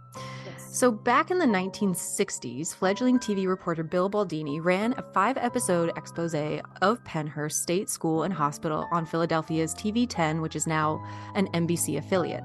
I think I played on that show. Is that the clip of you in our video? The 10 show. Oh my God. Yeah. How about Played that? show. Yeah. Yeah. Bill Baldini? No, I don't know. So his expose painted a picture of neglect and abuse in the Chester County institution that was hard for the regular viewers to stomach. And this video can still be seen. It is linked if you want to watch it. It is very disturbing. So on the flickering monochrome televisions of the time came images of full-grown hands and feet bound by straps to adult-size crib beds. Inmates of the institution were shown rocking, pacing, and twitching. Many were severely disabled, either mentally or physically, but others were quite lucid and coherent, but withdrawn into themselves because of overstimulation of the senses in the loud and sometimes frightening place, and a lack of much-needed mental stimulation. The 5-minute news segments were entitled Suffering the Little Children. When one patient was asked by the interviewer what he would like most in the world if he could have anything he wanted, the sad and withdrawn reply was simply to get out of Pennhurst. The state-funded school and hospital center was at the heart of the human rights movement that revolutionized this country's approach to health care for the mentally and physically handicapped. This facility was one of the most striking examples of the maltreatment that was characteristic of such institutions. At one point, papers labeled it the shame of Pennsylvania. Pennhurst first opened its doors in November in 1908, and due to the pressure to accept not only the mentally and physically handicapped, but also immigrants, criminals, and orphans who could not be housed elsewhere, it became overcrowded within only a few years. In 1913, the Commission for the Care of the Feeble-Minded was appointed, and boldly stated that those with disabilities were, quote, unfit for citizenship, and furthermore, quote, posed a menace to the peace. Patients at Pennhurst were grouped into several general categories under the classification of mental prowess, One was listed as either an, quote, imbecile or, quote, insane. Physically, the patient could be declared either epileptic or healthy. Like many similar facilities in the area, Penhurst was functioned almost completely independently from the rest of society. It operated its own power plant, it policed its own grounds, and produced its own food. Any additional needs were supplied by a railway line that connected the campus to the outside world. The facility could operate without any interaction with the surrounding community, and that was the way the community preferred it. By the mid-1960s, Penhurst had been open for 50 years, and it housed 2,791 people, most of them children, which was about 900 more than the administration thought the buildings could comfortably accommodate. But as a state school, they had to take what they were given. Only 200 of the residents were in any kind of art, education, and recreational programs that would help to improve their condition, though many of the patients were high-functioning enough to improve with the right care. The administration interviewed in this program recognized that they were falling short of their ideal treatment, but with the crumbling building, a budget shortfall of $4 million and only 9 medical doctors and 11 teachers, none of them with special education training, their hands were tied. Probably the most chilling scene in the 30 minutes of this documentary footage in the TV 10 report showed one of the hospital's physicians describing how he dealt with a particularly vicious bully who had brutalized one of the other inmates. He described how he had asked one of his colleagues which injection he could use to cause the most discomfort to a patient without permanently injuring him. Then he proceeded to administer that injection to the bully. From that point on, it was inevitable that the hospital would close down, but it took 2 decades of legal action, federal judgments made and overturned, and growing financial crisis for the place to be shuttered. By the 1980s, overcrowding, lack of funds, inadequate staffing, and decades of abuse, neglect accusations caught up with the operation, and in 1987, Penhurst closed its doors. Oh my God. That was after you were born. Yeah, I was born in 83. That is unreal. I feel like a lot of these asylum type of hospitals or places or housing had this overcrowding problem. All comes back to the money. Yeah, exactly. They got paid to take these people. Yeah, there's an episode of Lore where they do a deep dive on this asylum up in Massachusetts. I think it's the Danvers State Hospital, and it was the same type of story, all of this overcrowding, mistreatment, just horrible stuff. Yeah, absolutely. Its death was not without positive impact, though. The martyrdom of its long-suffering patients helped put into motion changes to medical practices across the country and to society as a whole. Despite the ultimate outcome, many former residents and staff members maintain that Penhurst served some of its inmates very well. Some high-functioning patients received the treatment and therapies they needed to prepare themselves for living in the outside world. And some patients were so mentally handicapped that they injured themselves at the slightest provocation. One patient would charge into the walls head first. Such patients probably needed to be restrained for their own protection.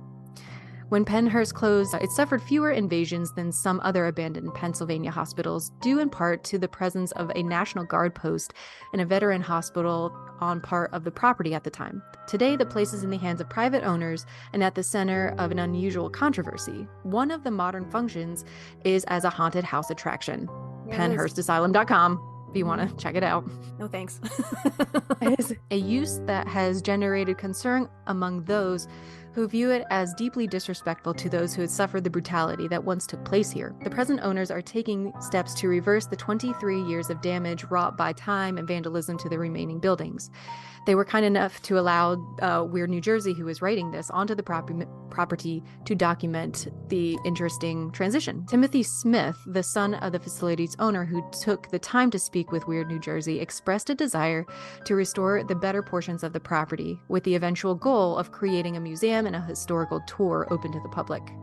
See, like that, I feel like maybe I would go see a museum, but Yeah. haunted house, really? Yeah, no. It's something, that's just, I'm not into the asylum. Tempting the fate, man. Haunted house things. Like haunted house, scary monsters, witches, ghosts, Frankenstein, sure. Have at it all day. I'll go through any of those haunted houses. Asylums? That don't sit right with me. Yeah, no. So a little bit about paranormal stuff at Penhurst. Naturally, as with any such institution with a sordid history of human suffering, violence, and death, Penhurst is not without its share of ghostly tales. Penhurst is allegedly so haunted, in fact, that its paranormal presences have spawned a spectral cottage industry, ghost hunting on the grounds of the old asylum. In addition to overseeing the restoration project at Penhurst and operating the Penhurst Asylum haunted attraction during the Halloween season, Timothy Smith is also president and CEO of the Penhurst Paranormal Association, using the enticing tagline, quote, "They lived here, died here, and are still here." The organization plans to open up the former hospital to the public for ghost hunts on the campus. With other former institution-turned tourist attractions such as Eastern State Penitentiary in Philly and Waverly Hills Sanatorium in Louisville, Kentucky, as business models, Timothy believes that the public's curiosity about Penhurst spooks make it a potentially very profitable paranormal property. The television show Ghost Adventures had already filmed an episode of their Travel Channel program here. I'm sorry. I can't even take that show seriously, and especially after we've been to the Wayside Inn, they were at the Wayside Inn, and knowing what we know now, knowing that half the shit that they say on that show is for entertainment value, and none of those stories are even true. It's not credible. It's not a credible source anymore. Not credible. Exactly. During Weird New Jersey's tour of Penhurst, they were joined by members of the Shore Paranormal Research Society, SPRS, who have become the official paranormal investigators for the former institution. The SPRS is an Ocean County, New Jersey-based team of trained individuals whose sole purpose is to find the truth behind the claims of paranormal activity. According to Jim Ansbach, the group's founder and case manager, Penhurst is rife with such activity. The group has conducted several large-scale investigations of the old asylum's many buildings and documented a variety of evidence of paranormal activity, including photos, videos, recordings of voice phenomena, and personal encounters with spirits. Among the recordings are the sounds of disembodied voices uttering things like, "Go away, I'll kill you, we're upset, and why'd you come here?" An unknown male states, "I'm scared," while an invisible female asks, "Why won't they leave?"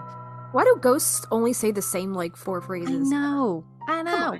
So they've listed out just a few of the group's findings here by building. So within the Quaker building, numerous shadows manifest and dissipate at will. These shadows include what appear to be a small female child with long black hair, a hunched over presence with long dangling arms. I fucking hate that. Oh. And the upper portions of bodies looking over or around obstacles. Doors in a rocking chair have moved without anybody being near them. An investigator was shoved from behind hard enough on the stairway to leave a deep red mark on the small of their back. Another investigator was scratched on the arm by an unknown object when they were not near anything or close to any of the walls. Objects being propelled in the basement, such as a pry bar, some sort of brass fixtures, and various other unknown objects. Multiple EVPs, which are electronic voice phenomena, as well as EMF spikes throughout the buildings when there is no electricity supplied to any of the buildings there. Psychic medium Sharon Pugh has felt multiple energies there, including either a demonic force or a past life that wasn't a very nice person. In the Limerick building, there have been apparitions. There's an apparition of a woman in an old-style nurse's uniform who was observed by a firefighter, police officer, and a Marine. They've had multiple EVPs here.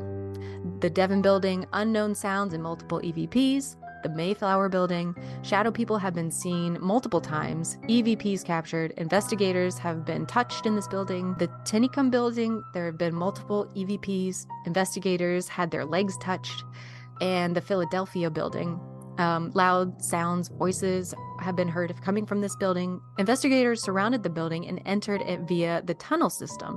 No one was in the building, nor could they have fled without being observed. In the Hershey building, the investigators heard a female child's voice on the 3rd floor. And then in the administration building, multiple voices had been heard various times, and the EVPs caught what appears to be a toilet flushing. This building has no running water or bathroom fixtures. Ghosts just had to take a piss. And they just gotta go. Then when you gotta go, Wouldn't that suck? If you're a ghost, you still have to do bodily, you have to pee. What if you die before you have menopause and then you're just fucking still forever? Oh no, fuck that. Fuck that. No thanks. Yeah. So I wanted to touch on Penhurst because it is a little closer to where I grew up, even though like I know Eastern State Penn gets a lot of the limelight. I've always had a special place in my heart for mental health, and I used to work at this Harrisburg Psychiatric Institute for a while. I'm not really sure how I got this job. Like, I was extremely unqualified, and I think it's because I wore like a really killer dress that day and the guy Wait. interviewing me was distracted.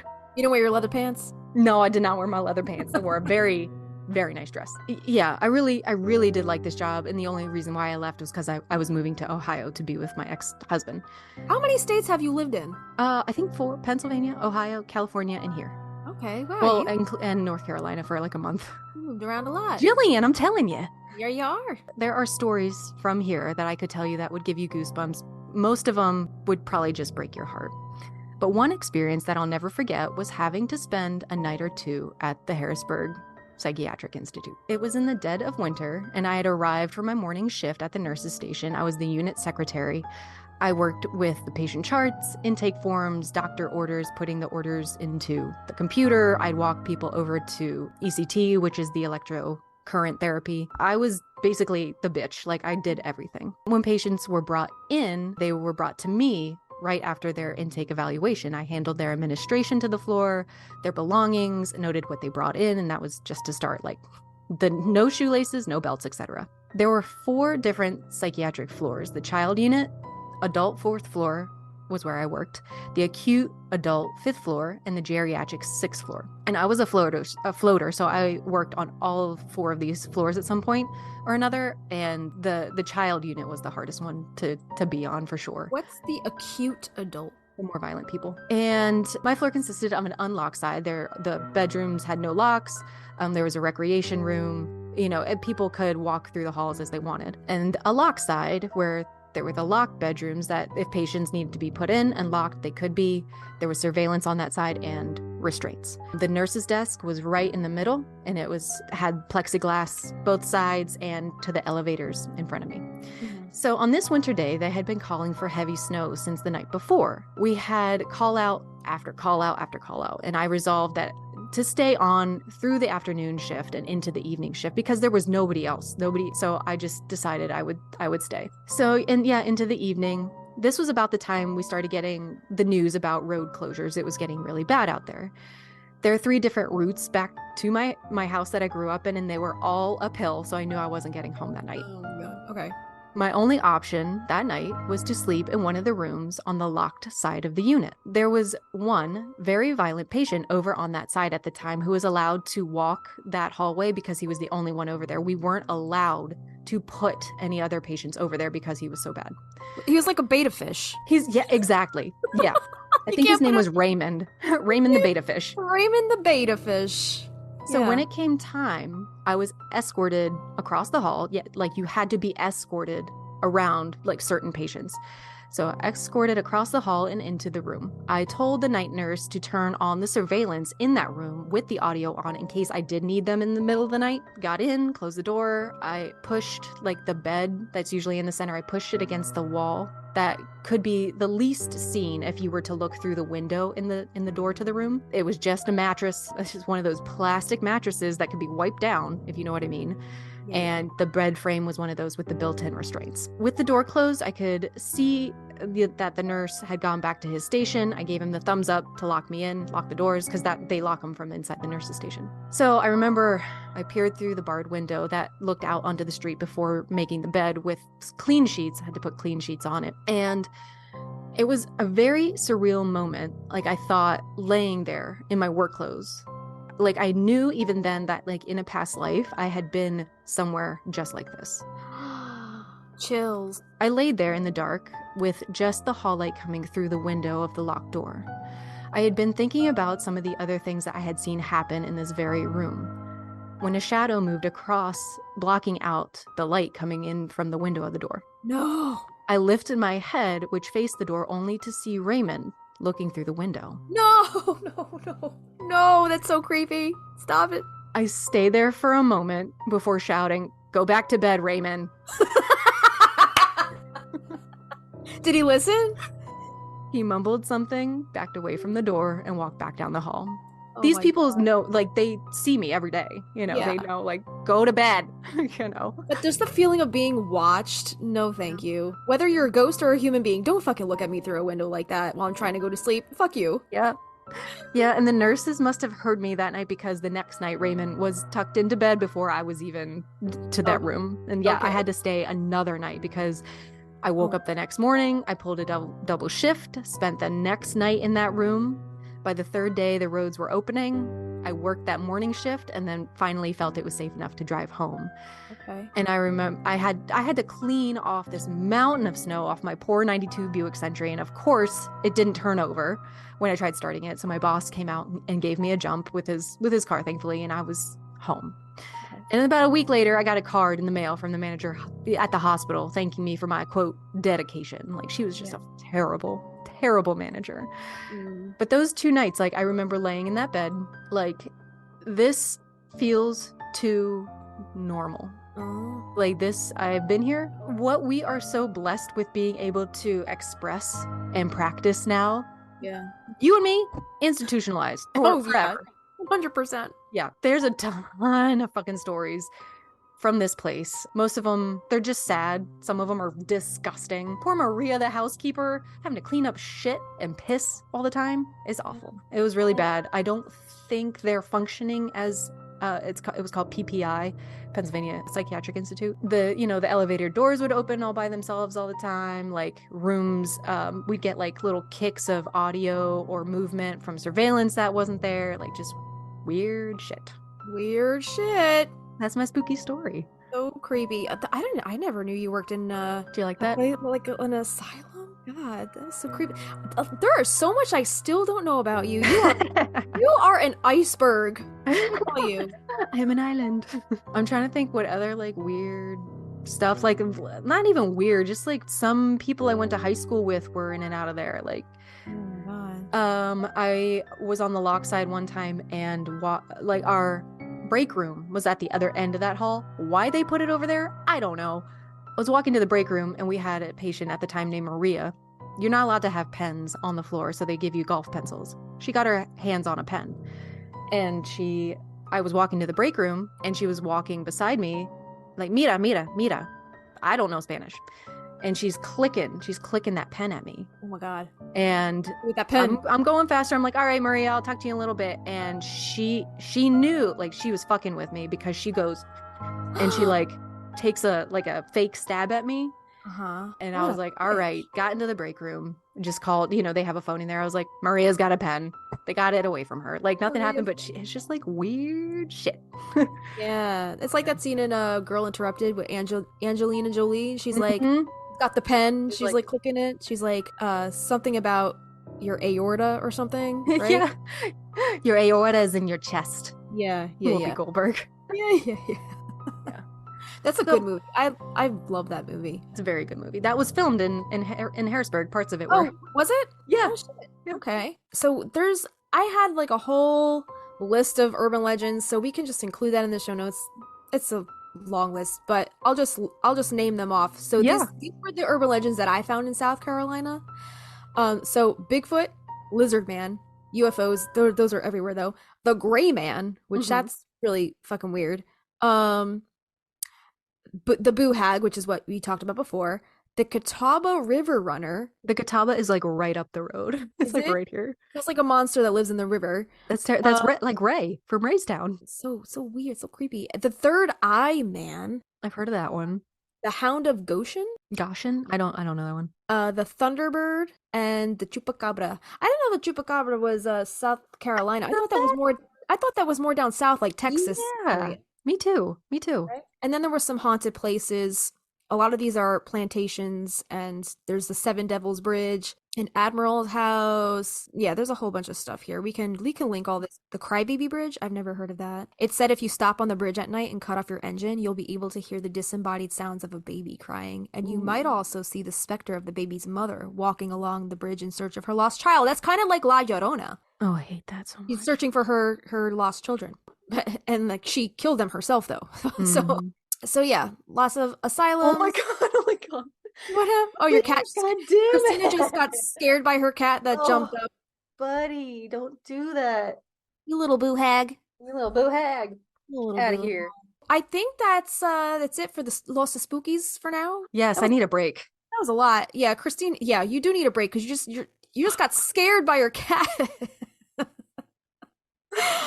All right, guys. We hope you enjoyed all those spooky stories. We're going to take a quick break, and when we return, we're going to talk all about Halloween, Samhain, All Hallows Eve, as it appears in all 4 of the books in the Practical Magic series, as well as some of the creepy happenings that happens in them. And we're also going to give you our very last Inner Witch Oracle reading of Season 1. No! So sit tight, little spookies. We'll be right back. You're listening to Magnolia Street Podcast.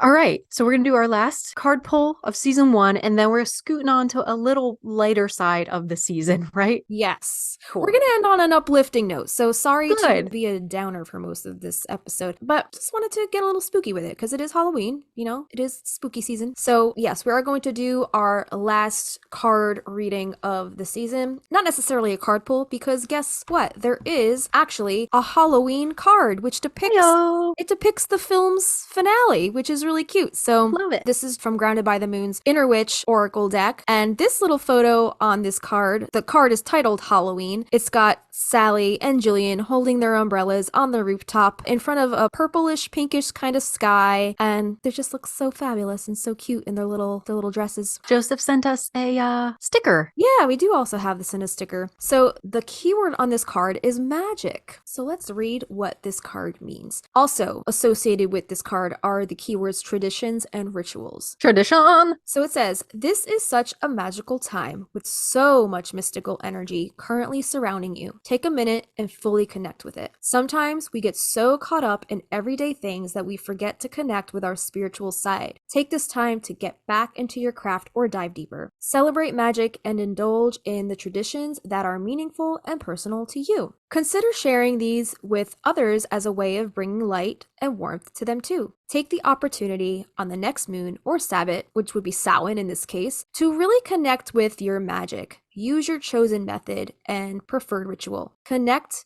and fully engage with it. And the mantra on this card is, I believe in the magic. And this really is such a magical time. It's the most magical time of the entire year, especially in the witches' year. Because I mean, this is the thing of the veil, right? This is the time of the year when you might be getting a little more messages from the other side than you typically get throughout the rest of the year. I don't know if you remember last year. Remember when I said like my clairaudience around the thinning of the veil last year was like a lot. Like I was hearing stuff. Like as I was trying to go to sleep, like I would be getting these like weird, random little phrases, words, names. Yikes. Like I'm just like, shut the fuck up. I want to go to sleep. Like weird stuff like that. Wow. Mm-hmm. Yeah. Are you going to embrace it more this year, or are you going to give yourself a little more warding? What are you going to do this year? I am really not sure how I want to approach it yet. You know, honestly, we've been so busy. I don't know if I have room for anything else to come up through upstairs, you know?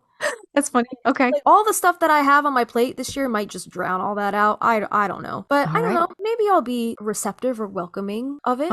Maybe I might get some messages that might help us in the long run. I don't know. I hope so. Let me know. I will. So that was from the Practical Magic Inner Witch Oracle 2nd edition. So be sure to visit groundedbythemoon.com for 10% off your entire order when you use our coupon code Magnolia Magic. Nice. Yeah. So now I think we're gonna finally get into the practical magic content, right? We're gonna dive into the books. Yes. Because Halloween, Samhain, Halloween, All Hallows Eve, I searched all the keywords for every single one of those terms, and Halloween doesn't appear as much in the books as, like, you know, I thought it might have. And especially not in that first book, which is what the movie is directly associated with. Mm-hmm. There was actually only one mention of Halloween in the first Practical Magic book, and it has nothing to do with the finale or the end of the book. Interesting. Okay. Yeah. It was just kind of like an offhanded, casual thing in like a random sentence as a descriptor, but like nothing that has to do with the plot or any really thing like that. That is why I love that first book so much. It's just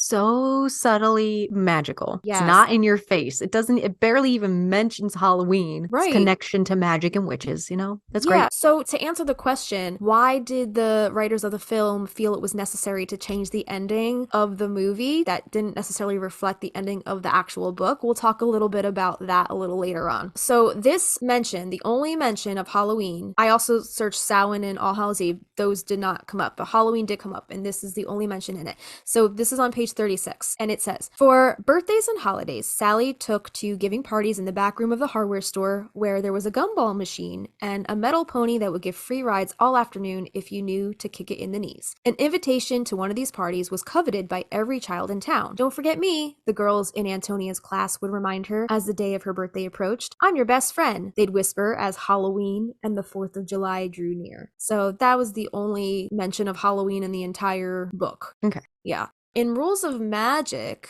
there were some mentions of Samhain and October and All Hallows Eve and Halloween. More so, I think Alice was getting a little more creepy with stuff come Rules of Magic. And I don't know if that's because she saw how much the Halloween scene in the film resonated with fans. So maybe she was kind of tailoring her newer books to people who are fans of the film and wanted to include that element of Halloween in with it. That's my theory anyway. Yeah. So this is from Rules of Magic, and this is on page 74, part 2, which is the alchemy section of the book. And this gets into the whole thing about the alchemy tree. So this says, the most glorious hour in Manhattan was when twilight fell in sheets across the great lawn. Bands of blue turned darker by the moment as the last of the pale light filtered through the boughs of cherry trees and black locusts. In October, the meadows turned gold, the vines were twists of yellow and red, but the park was more and more crime-ridden. And she does get into, like, the crime and stuff going on or whatever here, but some of her descriptors about autumn and fall and October in New York is just, it just gives me all the feels. I love it. Makes me so excited for the fall. And she just describes it in such a beautiful, luscious way, and all of her words are just so juicy, and it's like, ooh, autumn, yes. Ooh, autumn in New York, beautiful. So she goes on to say, near the ramble was the alchemy tree, an ancient oak, hidden in a glen few park goers ever glimpsed, a gigantic twisted specimen whose roots grew up from the ground in knotty bumps. The tree was said to be 500 years old. There, long before teams of workers turned what had been an empty marshland into the groomed playground imagined by Frederick Law Olmsted in 1858, giving the city a form of nature more natural than the very thing it imitated. It was here, one chilly night, that the sisters, talking about Frances and Jet, dared to unearth the abilities they had inherited. It was Samhain, the last night in October, All Hallows Eve, the night when one season ended and another began. And that's kind of like going hand in hand with, this is our season finale. Our season's ending, another one's beginning. It's kind of like the death tarot card, right? I thought you were going to say it's a very liminal space. Or that too. You're right in between those worlds. The thinning of the veil in between those worlds. Right. Also, it says their parents were out at it. This whole line right here reminds me of Hocus Pocus, when the parents go to a costume party and like the mom is Madonna and like was it that Frankenstein or vampire or something, Dracula. So it says their parents were out at a costume party having dressed as Sigmund Freud and Marilyn Monroe. And interesting that Dr. Burke Owens dressed as Sigmund Freud because he was a psychologist, right? So original. And Marilyn Monroe, the mom, dressed like, so I'm wondering if she like kind of like had those flirtatious Marilyn Monroe was a very flirty blonde bombshell. I wonder if she was dressing as something she can't do in like real life, because the mom to me seems very buttoned up, but in like her youth she probably was vivacious and like wanted to be that but can't anymore because of Dr. frickin' Burke. Right. We know she had those experiences in Paris, right? So who knows what those romantic escapades could have been. We know she did date that one guy that mysteriously like passed away, right? Or something, like in France, had a boating accident or something of the sort. That's right. Yep. Yeah. So we know she had some stuff going on in her youth. So maybe the Marilyn Monroe was just a reflection of that. So it was a night of festivity. The troops of children were scattered along the city streets. 2 out of 3 little girls were witches with tilted black hats and rustling capes. There's the stereotypical witch that Alice throws in there, kind of like the end of the film. Yeah. So it says Halloween in New York City always smelled like candy corn and bonfires. And it's in this chapter that Jet and Francis actually make the wish at the alchemy tree. And I think Jet wishes to find her one true love, and that's when she runs into Levi. And then Francis wishes to, I think she wanted to fly among the, like, fly with the birds or something. And that's when her familiar, I don't remember what she named it. It had an old man name. Yeah, so that's when her familiar kind of came into play. Mm-hmm. That was at the alchemy tree. I want to do a whole deep dive and whole episode on the alchemy tree because this is just fascinating to me. I guess it's like kind of like a portal. Like, you know, like when we talk about portal trees, it's like it enables you to walk between those worlds. Do you think it's a real tree? The alchemy tree, like actually standing in New York City? Yeah. I don't know. I think we'll have to deep dive on that and go down that rabbit hole.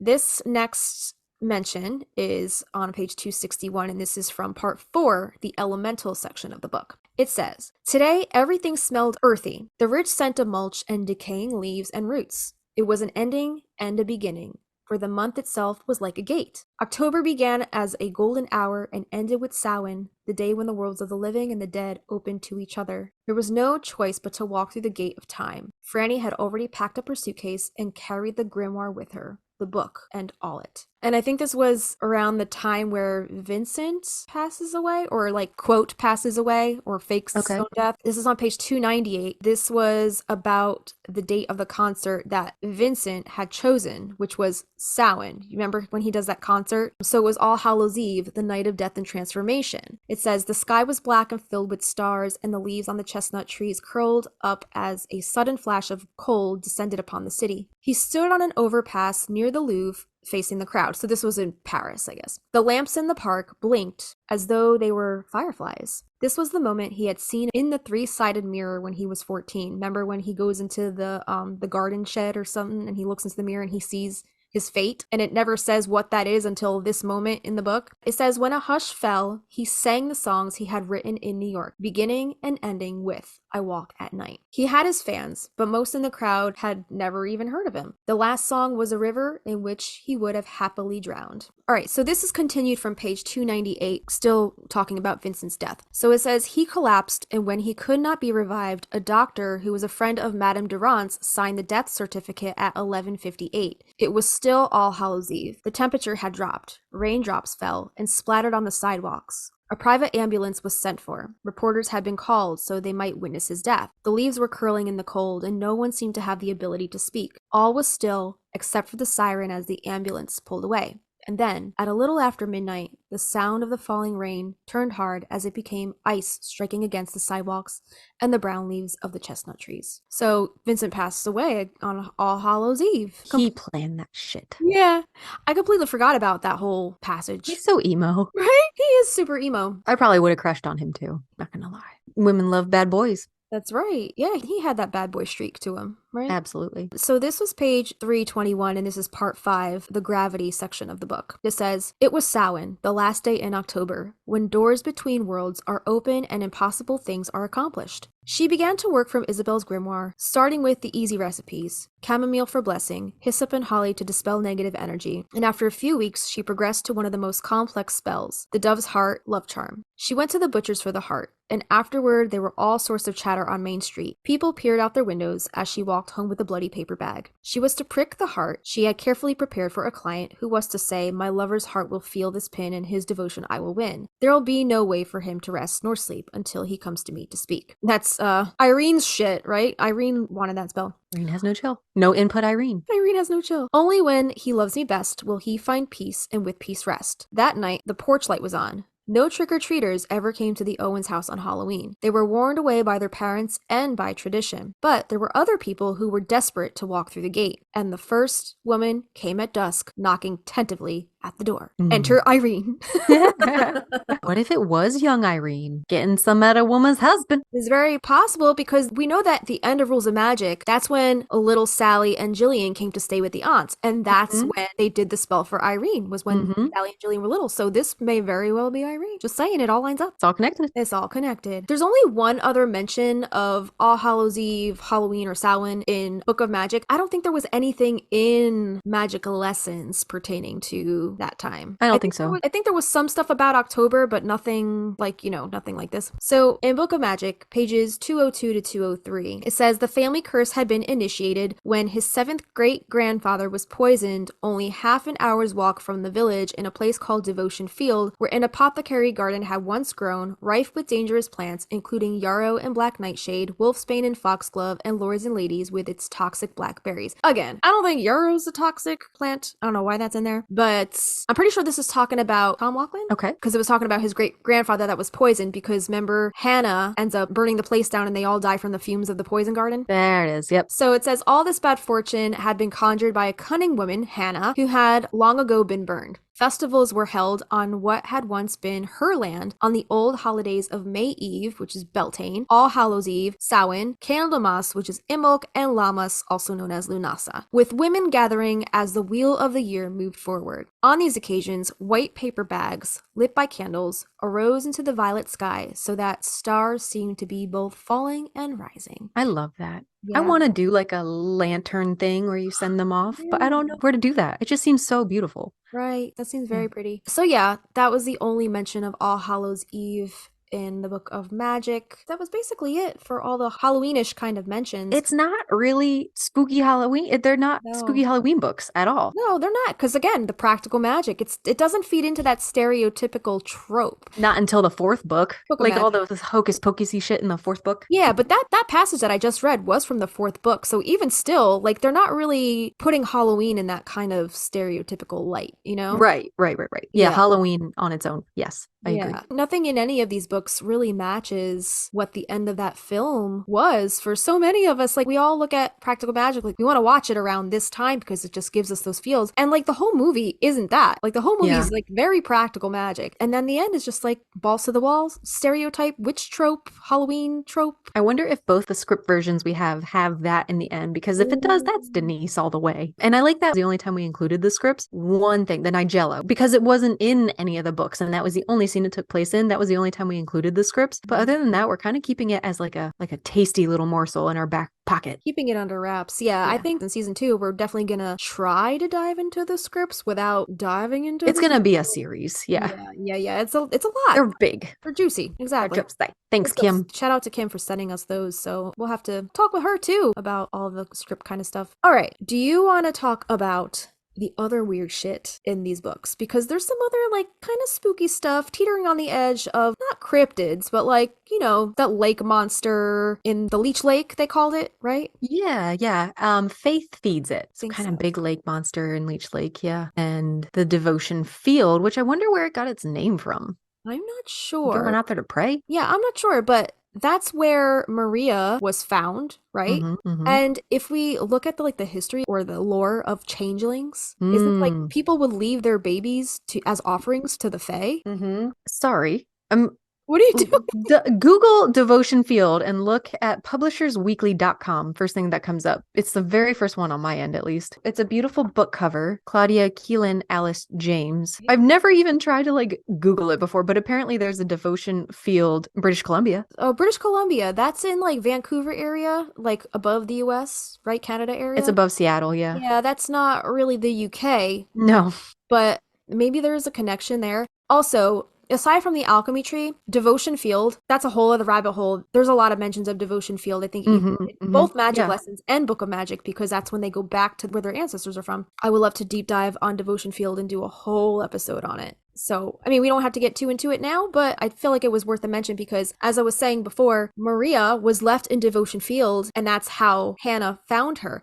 Do you think that maybe Rebecca left Maria in Devotion Field as an offering to the Fae in exchange for powers? Yeah. And then Hannah just so happened, because Rebecca was kind of like a selfish bitch, right? She was not an ethical person by any means. Her morals were Exactly. So she would Low. totally leave her child as an offering in exchange for more power, I think.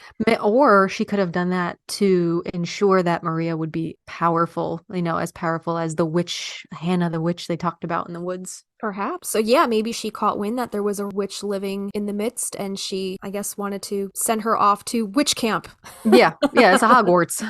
Hogwarts of the forest. Yep. So yeah, that's just a little bit about Devotion Field. And then I feel like, didn't Jillian have some didn't she see apparitions in Devotion Field when they went back, when she was on the train and they were on the train ride, and she saw specters in the field, and she was seeing weird things in that field as well. So just wanted to touch on those things because, again, I want to do a whole deep dive on Devotion Field because I just think the whole thing is fascinating. And I don't know if Alice made up this lore or if she found this somewhere or if this is based on actual legend of some kind of field that has these magical powers somewhere in the UK, or I don't know. I think it'd be really fun to deep dive on. So maybe, guys, look out for season 2. If you guys want us to do an episode on Devotion Field, let us know because this is something that I think is so worth going down the rabbit hole for. Yeah, I'm interested in what this book by Claudia Keelan and Alice James is about because the little descriptor thing doesn't tell you a whole lot, but the image on the front of the book is a wide open field with some haystacks. It's very Van Gogh, teal sky, and it's 2 figures. One's an angel walking with somebody cloaked in black. So I'm not sure. Yeah, that's very, very weird. There was one other thing that I wanted to mention in the book. Weird ghosty ghost kind of stuff. The passage in the book where Aunt Isabel passes away. And I think right before she passes away, doesn't Aunt Frances see her apparition in the hallway? Mm-hmm. So Aunt Isabel comes to visit Frances, but she doesn't realize that she had passed yet. Already dead. Yeah. She's already dead. So she got that last little visitation. She made it to Frances because Frances, I guess that was the one that she kind of held in high regard as far as the keeper of the knowledge, the one she was going to pass the grimoire to, right? So just very, very spooky stuff. It's kind of like your family members that pass on. They have unfinished business or they have a message that they didn't get to give to you before their time of passing. Kind of like when we were talking about in the Hauntings and Exorcisms episode, we were talking about Avi's father when he passed away. He still had stuff to sort out. He had to get Avi the water bill so then he can go in the drawer and find the car title. Literally talking about selling that car the day before he passed. Yeah. And was it Adam? Was it not Adam saying, I'm not gone? What are you talking about? I'm not gone. And then saying I'm lost. And then saying, what are you talking about? I'm not here.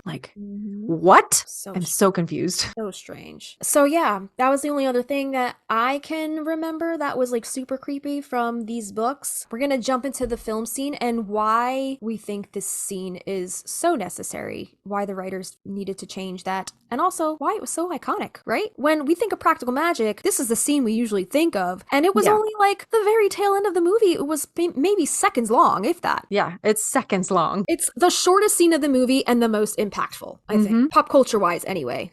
This is just what we think of when we think of. The colors are so beautiful. And again, go listen to our commentary about this movie that we just did. They always contrast that beautiful blues and purples against the glowing oranges and reds, the lights that are in the windows. It's so gorgeous. I do want to do a color theory episode also. Ooh, I love that. Yeah, let's do it. All right, season 2. Season 2, we're getting ideas going, brainstorming. Love it. First, before we dive into this film scene, can we just talk about, again, how there is no Halloween scene at the end of the first Practical Magic book? Where'd it go? Alice? They just wrote Irene back into the storyline.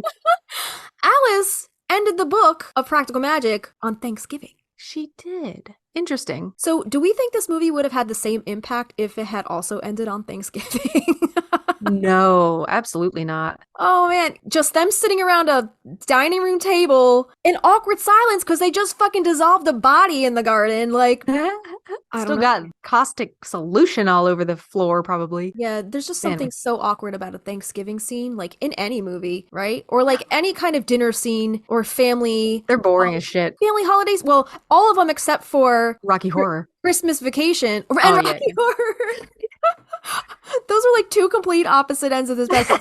But I like it. I like where your brain went there. Thanks. So yeah, I just don't know if this movie would have had the same impact if it had ended in a Thanksgiving dinner table scene. I don't know. I don't even know if the producers have ever been asked the questions we are asking. Mm-hmm. You know, it's like we're so original, but still, like, guys, we want to know these answers. So Yeah. hook us up. This still lives on in our hearts. We want to know all the details. If you're not going to give us another movie, at least give us the answers. At least spill the tea, because like we need to know this shit, and all the fans want to know too. We want to know Yep. every little detail, every decision made. Why was the end of the movie the script? Why was it changed? I mean, I'm not complaining. I love the end of this film, and I think it was so iconic, and it would not have had the same ring had it had ended on Thanksgiving. Just True. just my 2 cents. Because Thanksgiving ain't shit. Thanksgiving, Colonizing America and shit. yeah, Cranberries. and mashed potatoes. I mean, Yeah. those I can get down with, but everything else can go fuck right off. Family drama, all that nonsense that goes down at the dinner table, politics, religion, all the bullshit. Halloween, no problems. I'm just kidding.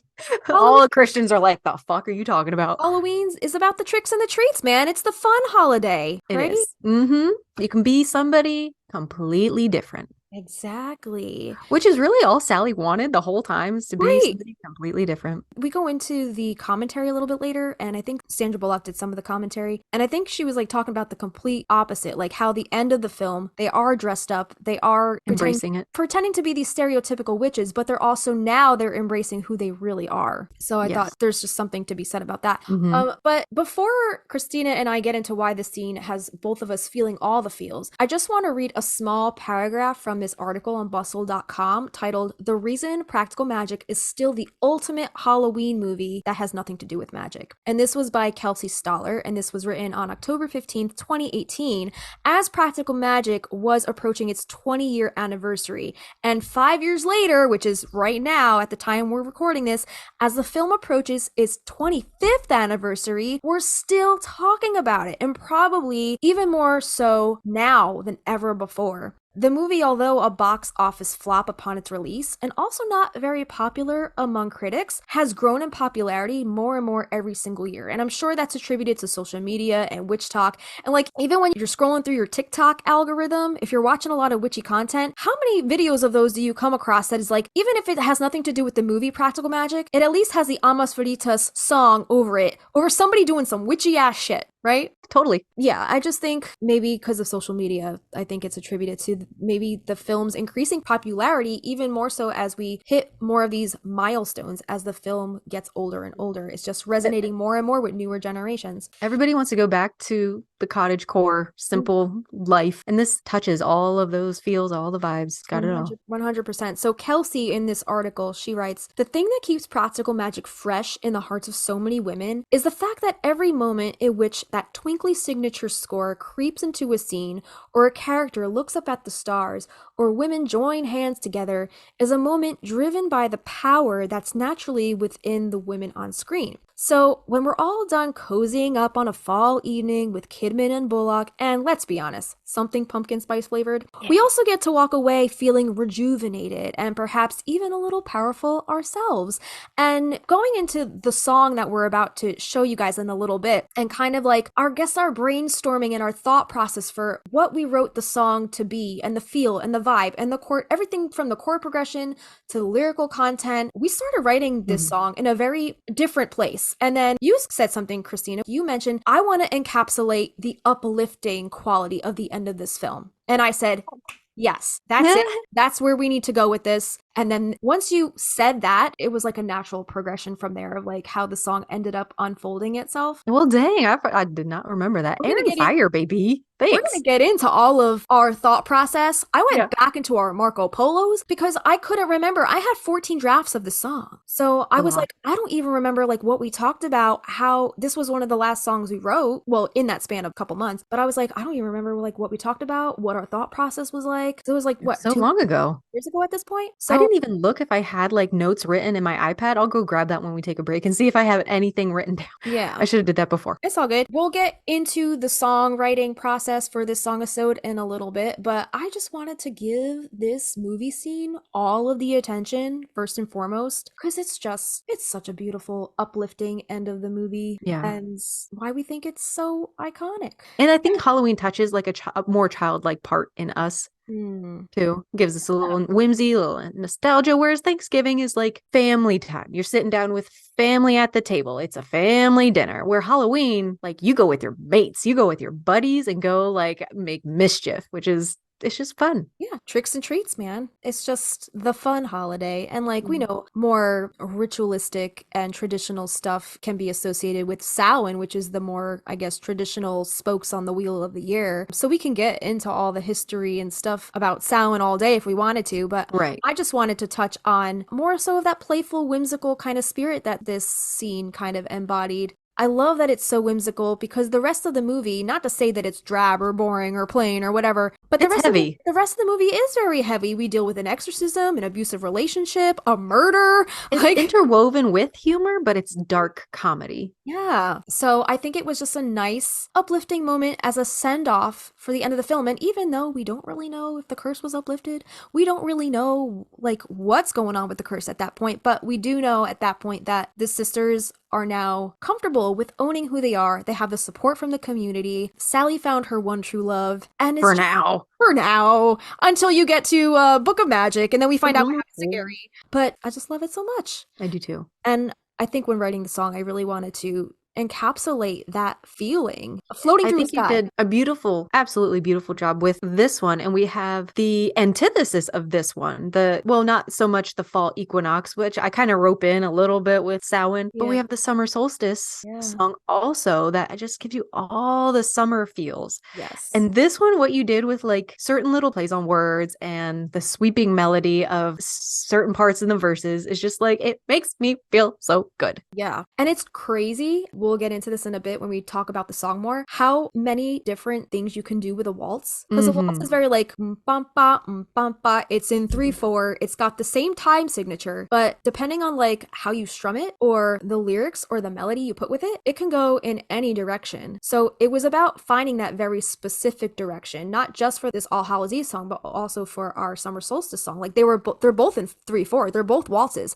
but they both have a very different vibe. All Hallows Eve, that definitely screams end of practical magic, Samhain, all those autumn vibes. And summer solstice definitely does feel a little more summery. So it was interesting how to juxtapose those next to each other, being that they're both a spokes on the wheel of the year. They both celebrate a Sabbath in their own right, but they're both very different. Just for the fun of it, we should just write a winter solstice and spring equinox one too. Just round it out. Just finish the wheel.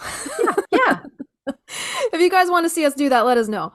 So before we get into the song, I just wanted to get into a little bit more about what was the point of the finale scene if the curse probably wasn't broken. There's an article on themediawitch.com by a film critic by the name of Peg Alloy. I think that's how you say her name. And the title of this is The Witchvox Project #8, Practical Magic. And this was subtitled Curses and Hauntings and Love Spells, Oh My. And this was written on November 20th, 2022. And throughout this article, she touches on all of the, quote, red flags peppered throughout the Practical Magic film. Because, I mean, yeah, some witches maybe don't dig it so much. Some do. I don't know. She says, as a witch, I was entertained and enchanted. As a witch, I was occasionally horrified. Oh. So she says, I feel compelled to recommend this film very highly, but at the same time, I have some very grave reservations about it. This whole article is an interesting, comical, and sarcastic read, but I only want to highlight the end when she talks about the Halloween scene. Okay. So she says in the final scene, the entire village arrives at the Owens house on Halloween, where all the Owens women, down to Antonia and Kylie, dressed in black, witch hats, and dresses. She says it's red flag number 10, because the whole article, she goes through all the red flags. Okay. So this is her last red flag. She goes, yeah, we all dress like this. Really? Like sarcastically? Like, come on. It's Halloween though. Like, come on. It is. It is. So she says, and clutching black umbrellas, quote, fly to the ground from the roof of the house. Their community all stand there with candles cheering, and it has the feeling of a vigil, as if the reputation of the Owenses, along with the curse, has been vindicated. But there is no real explanation or reason given for this. Sure, it looks cool though. Red flag number 11, kids, witches can't actually fly. Don't try this out. All right, so I get that this is a sarcastic article and it's meant to poke fun at the stupid, like, stereotypical things that real witches don't really experience or do in real life. But I think from a logistical standpoint, yeah, it doesn't make sense in a logistical sense, right? At all. Like, no. Why would Jillian's successful exorcism rid them of this curse? It most likely did not. And their joined hands most likely didn't do shit in spite of this curse. But I think that the real reasoning for this final rooftop scene was to showcase the actual witch stereotype that we come to associate with Halloween. Everything short of the green face. Also, we talk about this a little later on when we go into the writing of our original song, but this scene was placed at the end of the film, I think, personally, this is my own opinion, as the aha moment to make Gary the butt of Sally's joke. Yeah, because he's looking up at her like, hey, honey, Yeah. what you doing up there? Earlier in the film, when he's questioning Sally in the greenhouse, she tells him in a very tongue-in-cheek manner, you should come around here on Halloween, you'd really see something. We jump off the roof and fly. And Gary thinks she's joking because this is obviously so outside of his wheelhouse. And when you watch the movie for the first time, you go the whole entire movie with this family just being very normal and just the essence of that, quote, practical magic. I mean, that's the whole point of the movie, right? So we also, the first time we watch this, we might also think she's joking. The only magically thing that happens is the stirring of the tea without her touching it. Right. Everything else, the popping up of the toast, the phone call, she just knows it's Jillian. I know both of us have had those intuitive 100%. taps. Exactly what you were saying. Very practical. And you're right. Gary's like, what the shit? No, we're joking. Yeah, we also, maybe when we first watched that movie, maybe we also thought she was joking in that moment because it was a very tongue-in-cheek manner, and the way she, you know, kind of blows off all of his questioning in that scene. Did you kill James Angelev? Oh yeah, a couple times. Like, no, she's telling you the truth. And like, but why would he believe her? So that last scene, I think, was meant to be the payoff to the setup, which was Sally's joke earlier in the film. And I think that's the real purpose of the finale. And being a rom-com, the writers probably felt compelled to add on a romantic, uplifting, and yes, even comical note. So to show that they are still together. Like, Right. they came back, they had their kiss in the garden. Like, but here we've moved on to Halloween. He's still here. yeah. So to answer this film critic's question, why is there no explanation or reason given for this? I think that might be the reasoning. I think this is just meant to be the aha to Sally's joke and make Gary the butt of the joke. And just to end on that, uplifting, it's just Halloween. Halloween's a fun time. And they're going back to that inner child, that whimsy, and it's just a celebration. A celebration because now that they can own who they are in this town that ostracized them for so long. So it's just a nice triumphant ending, I think. Yeah. And they roped in the Wizard of Oz witch socks and the Mary Poppins umbrella. Like, Yes. it's all there. They knew what they were doing. They knew what they were doing. I love how they kind of paid homage to all those other little witchy movie stereotypes. In the Halloween scene in the DVD commentary, Sandra Bullock, for this scene, she says, I like anything that makes it seem like a relief. It leaves us feeling really good about the things that seem odd to most people in society, which is how we're born, right? Sometimes we're born and we're born with these qualities that might seem off-putting to other people. And that's unfortunate because those are the parts of ourselves that are the most magical parts of ourselves. Totally. And then Denise Denovi, I think that was her talking with Sandra in the commentary. She says that was the really sweet thing about the ending of this movie is when you see the community embracing them for doing what they do and being who they are. It's kind of a really nice feeling. And then Sandra says, love each other. We're all in this together. It's as simple as that. And then she adds, and wear underwear when leaping off tall buildings. Yeah. because of the people below. And Denise says, and the Wizard of Oz socks. They're good luck. There it is. There it is. And Sandra says, and do a lot of kissing. Once you're finished with your leap, then kiss. That's what the movie's about. It's safer that way. There you go. And then Sandy, when she watches her and Gary kiss at the end, she says, give me a smooch. That was kind of fun. Cute. So that, yeah, very short. The scene is so short. I was hoping that they would talk a little bit more about, I guess, the logistics of shooting the scene and like other stuff like that. But there's really not much else other than Diane Wiest did an interview with Bobby Wygant where she actually talks about the filming of that whole scene and how she was terrified. Right. Yeah, totally that. Because they were up really high on top of the building and they really had to step over to the edge and look over the edge before taking that leap. And she said, I think that Stalker Channing was like holding her hand like, it's okay, you're going to be fine, like kind of coaching her through the whole scene. And it was really cute. So we will link that Bobby Wygant interview if you guys want to go watch the whole thing, and that'll be over on our Hero source page. Yeah. She said being up there, they weren't harnessed in. You're standing just on a roof and you're not harnessed in until you actually, I guess they were getting ready to jump. Yeah. So episode 41 is our jet episode. And then Griffin Dunn is episode 34, and he also talks about that scene and how it changed from them flying around, being harnessed into simpler floating of these women down to the ground. Right.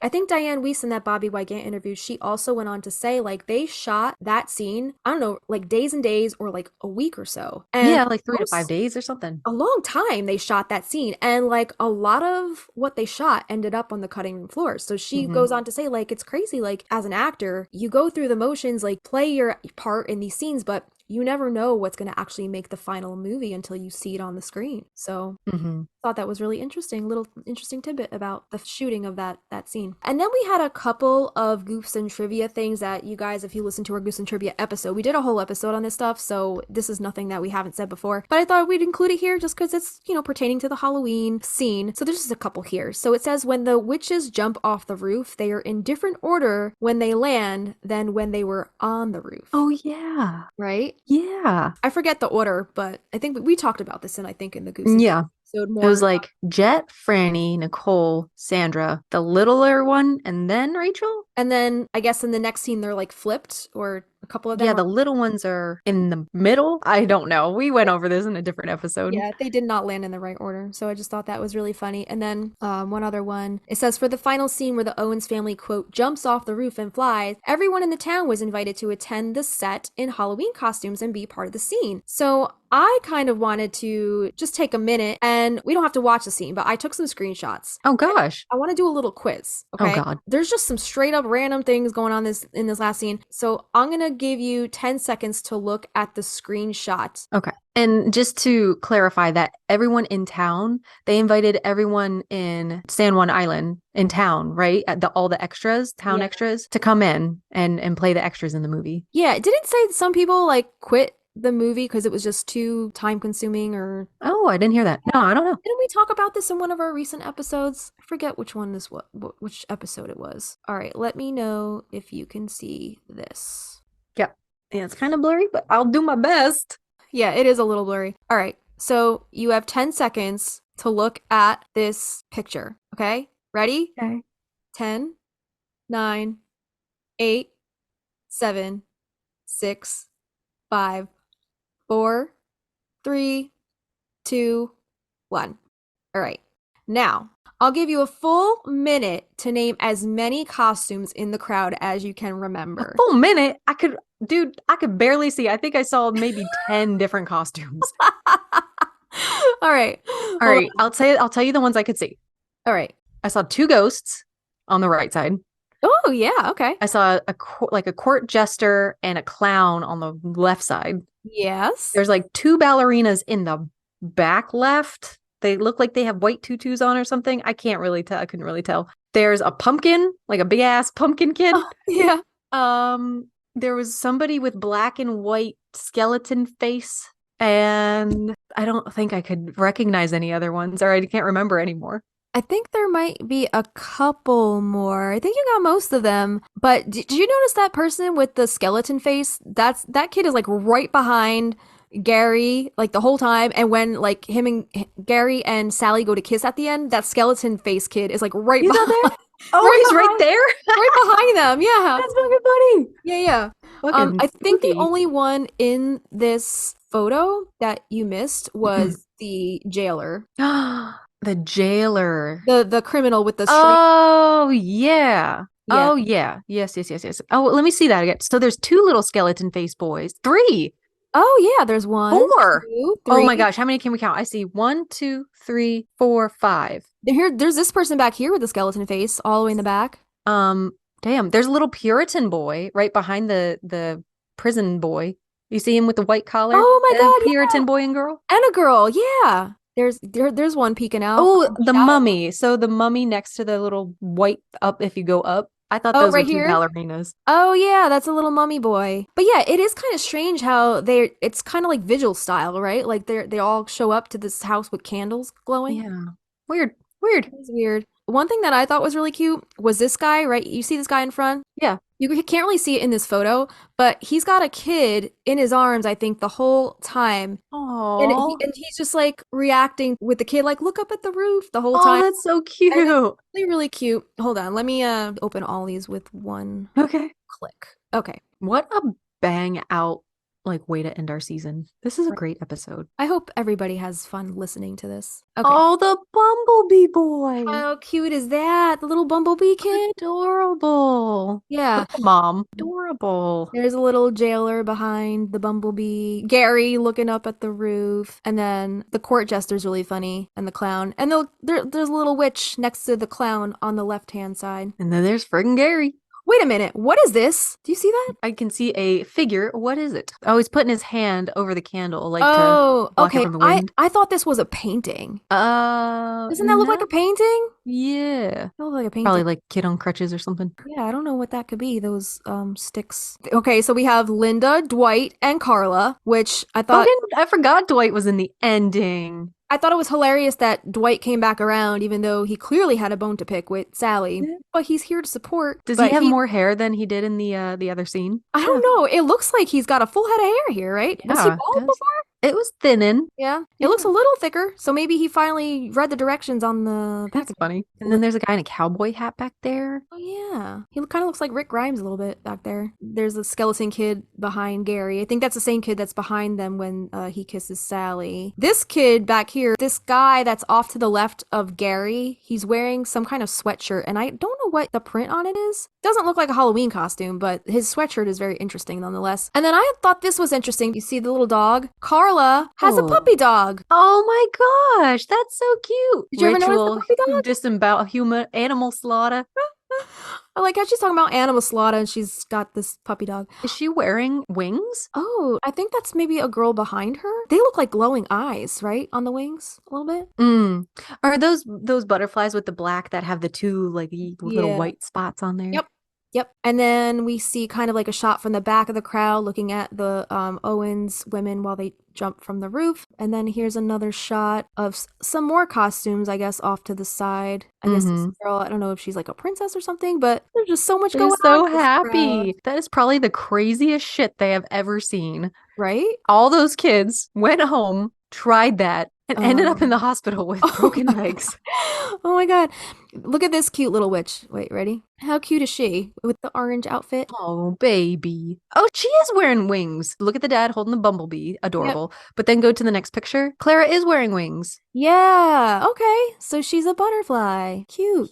I feel like Clara and Jet and Franny would be thick as thieves. 100%. Look at them laughing in this picture. So sweet. Very cute. So, yeah, that was the end of the film. And beautiful. I'm sure, whoever was a part of the end of that film, any of the townspeople that lived there, probably one of the most memorable experiences of their lives. I'm sure. How cool would it have been to have been a part of that? I can't imagine. That's awesome. All right. I just wanted to comb through that scene because when do we ever because that scene flies by so quick. And there's so many people. And there's so much going on. I just wanted to take a moment to just look at all the random stuff going on, the random costumes and all the townspeople and everybody who showed up to shoot that scene. Must have been so much fun. So that's all I have as far as the film was concerned. Do you have anything else you want to add before we take our last break and then dive into our song? I'm good. I got nothing. All right. Yeah, we'll take one more ad break. Stick around for our behind the scenes process on how we wrote our original song, All Hallows Eve, and later on, a live performance of our song by yours truly, Justina Carubia. So last song is sort of the season. It is. Don't fuck it up. No pressure. All right, guys, we'll be right back. Hey, we're the Stinas, and you're listening to the Magnolia Street Podcast. Hey, girl, hey. We are back. We're back. We're back. Did you miss us? I missed you. A whole afternoon went by since the last segment. No. What'd you do this afternoon? I cleaned and I went to Walmart and picked up beer with my brother-in-law, and he's 20. And the lady was like, all right, I need both your IDs. I was like, I don't know him. You're like, I just work here. He was the one carrying the beer to the thing. Oh my God. Did you see the post about Walmart that I posted? What? Where it's like, everybody in Walmart needs an exorcism. I didn't see that. No? Let me go look. Is it up there now? Yeah. On your personal one? Yeah, and then I reposted it to ours too, because it's fucking hilarious. I've seen this video. It's nuts. Oh my God. People are insane in Walmart. Like, why? People are nuts. One lady's just like crashing bottles to the ground. Like, what is going on? Why don't y'all go to therapy? Y'all need therapy. I thought that was a good segue into getting people to listen to our exorcisms episode. I was like, everybody in Walmart needs an exorcism. By the way, guess what's dropping tonight at midnight? Yep. What, guys? That's all. Perfect. Yep. Perfect timing. All right. Awesome. Welcome back. Thanks for sticking it out with us. I'm really looking forward to this because I don't think I've heard your other variations of this song. This is our All Hallows Eve song. Yeah. So I'm very excited to hear them. Also, I want to go grab my iPad just to double check if there's any like scribbles or anything. Okay. You have what I have written down. I just have like a handwritten what you already have that I said. Okay. If you Yay! Oh, I'm so excited. I love this song. Me too. You're like, I know, Christina. Fucking shut up. It's one of my favorite ones. It's just so romantic and hopeful and witchy. It is. Yeah. It's got all the autumn vibes. I love it so much.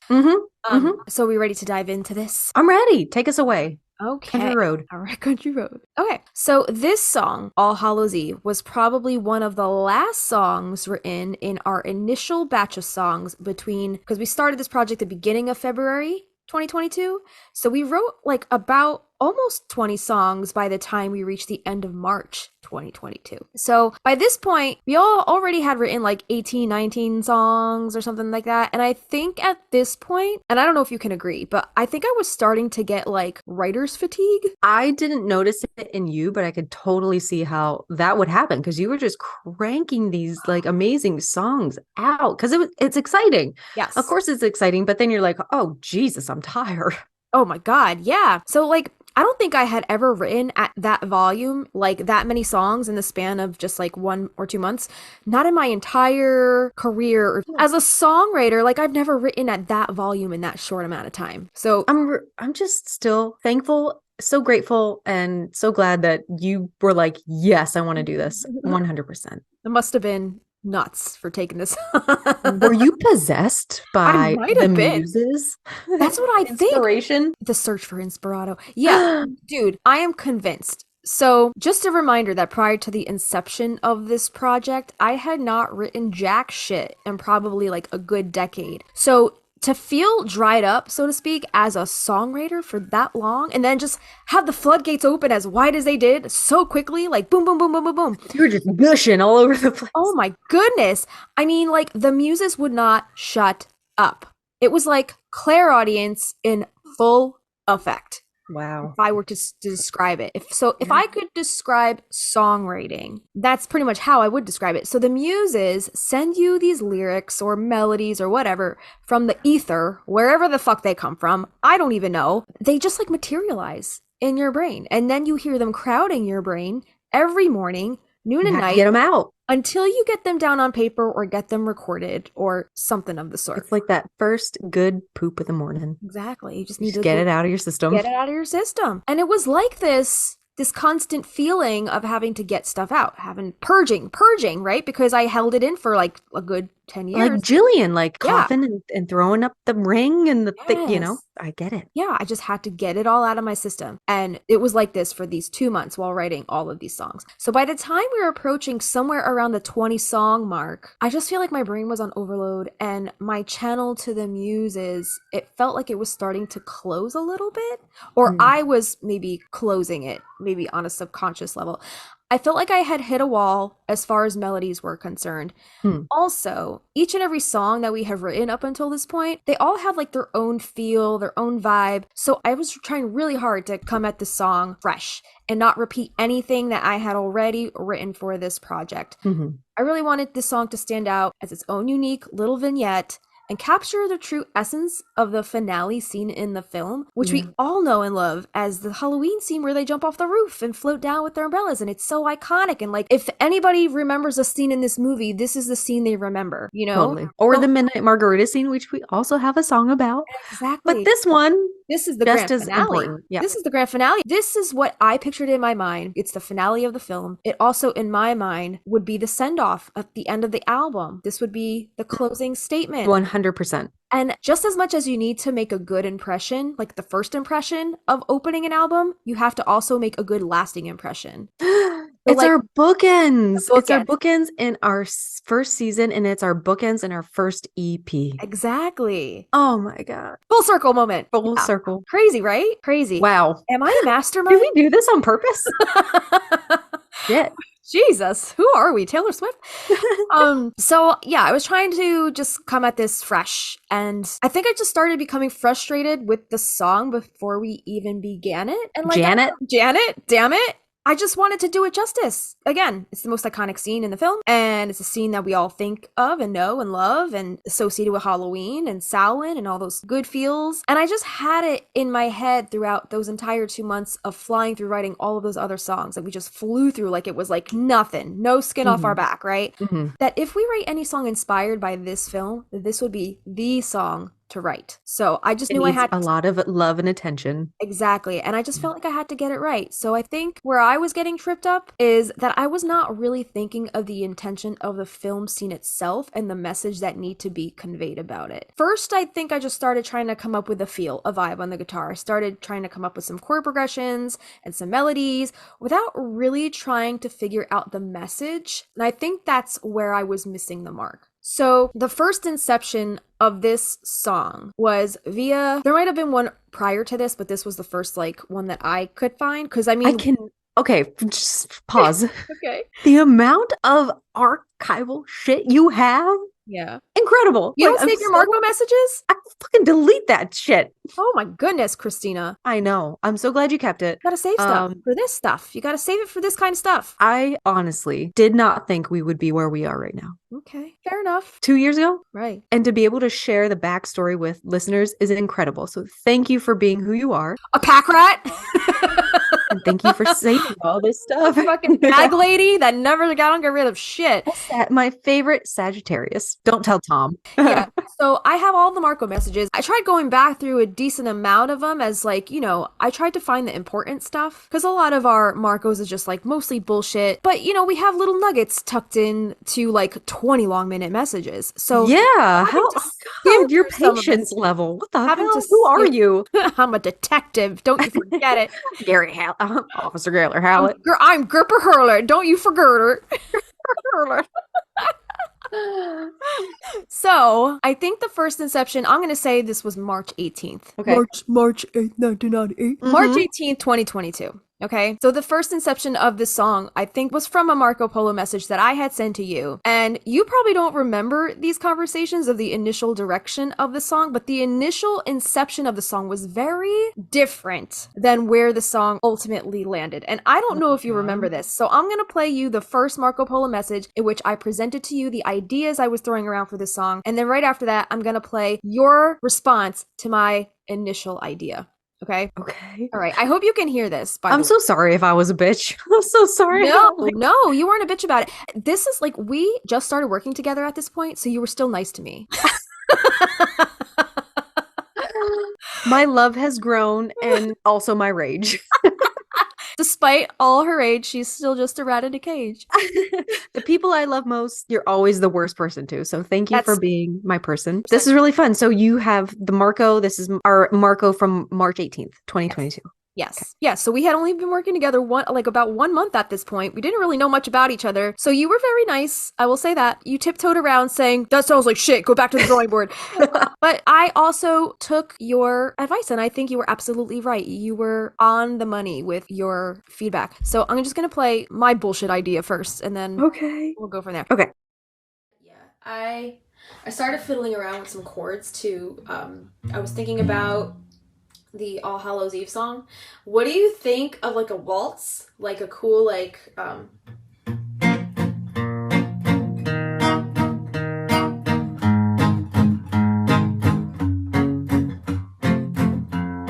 just wanted to sound kind of kooky because you know it's Halloween. I don't know if we need to necessarily put a banger as the last track. I mean, maybe it could build.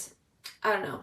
What do you think? Were you having any like specific like feel ideas or like how do you want that song to feel?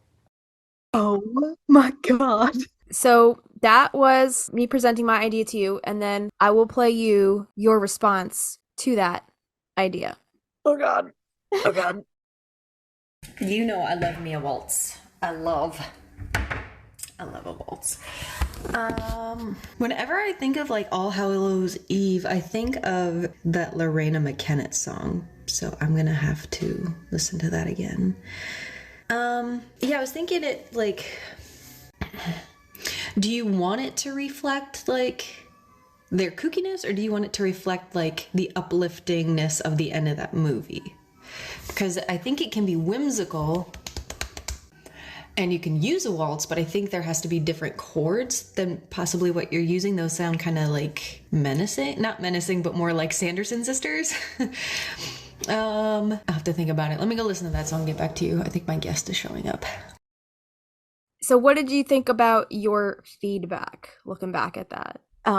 I was definitely choosing my words carefully because I knew from the first month of working with you that you were spicy and I didn't want to upset you, but I was just envisioning something else, I guess. And I don't remember that at all. I was at work at the time. That's why I was like, oh, there's guests here. Very weird to look back on. Okay. Yeah. So as you can see, the chord progression, not even the melody, was a bit more quirky. It was like cute and fun. Like circusy, like Yeah. like kind of like gothy circus. Totally. I just loved the idea of a waltz.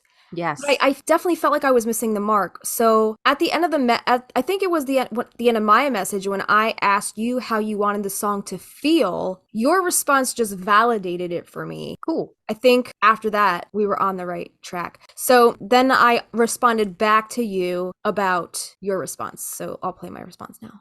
Okay. Yeah, you're totally right. It is definitely a little more Sanderson sisters, and the chords are a little more kooky and dark.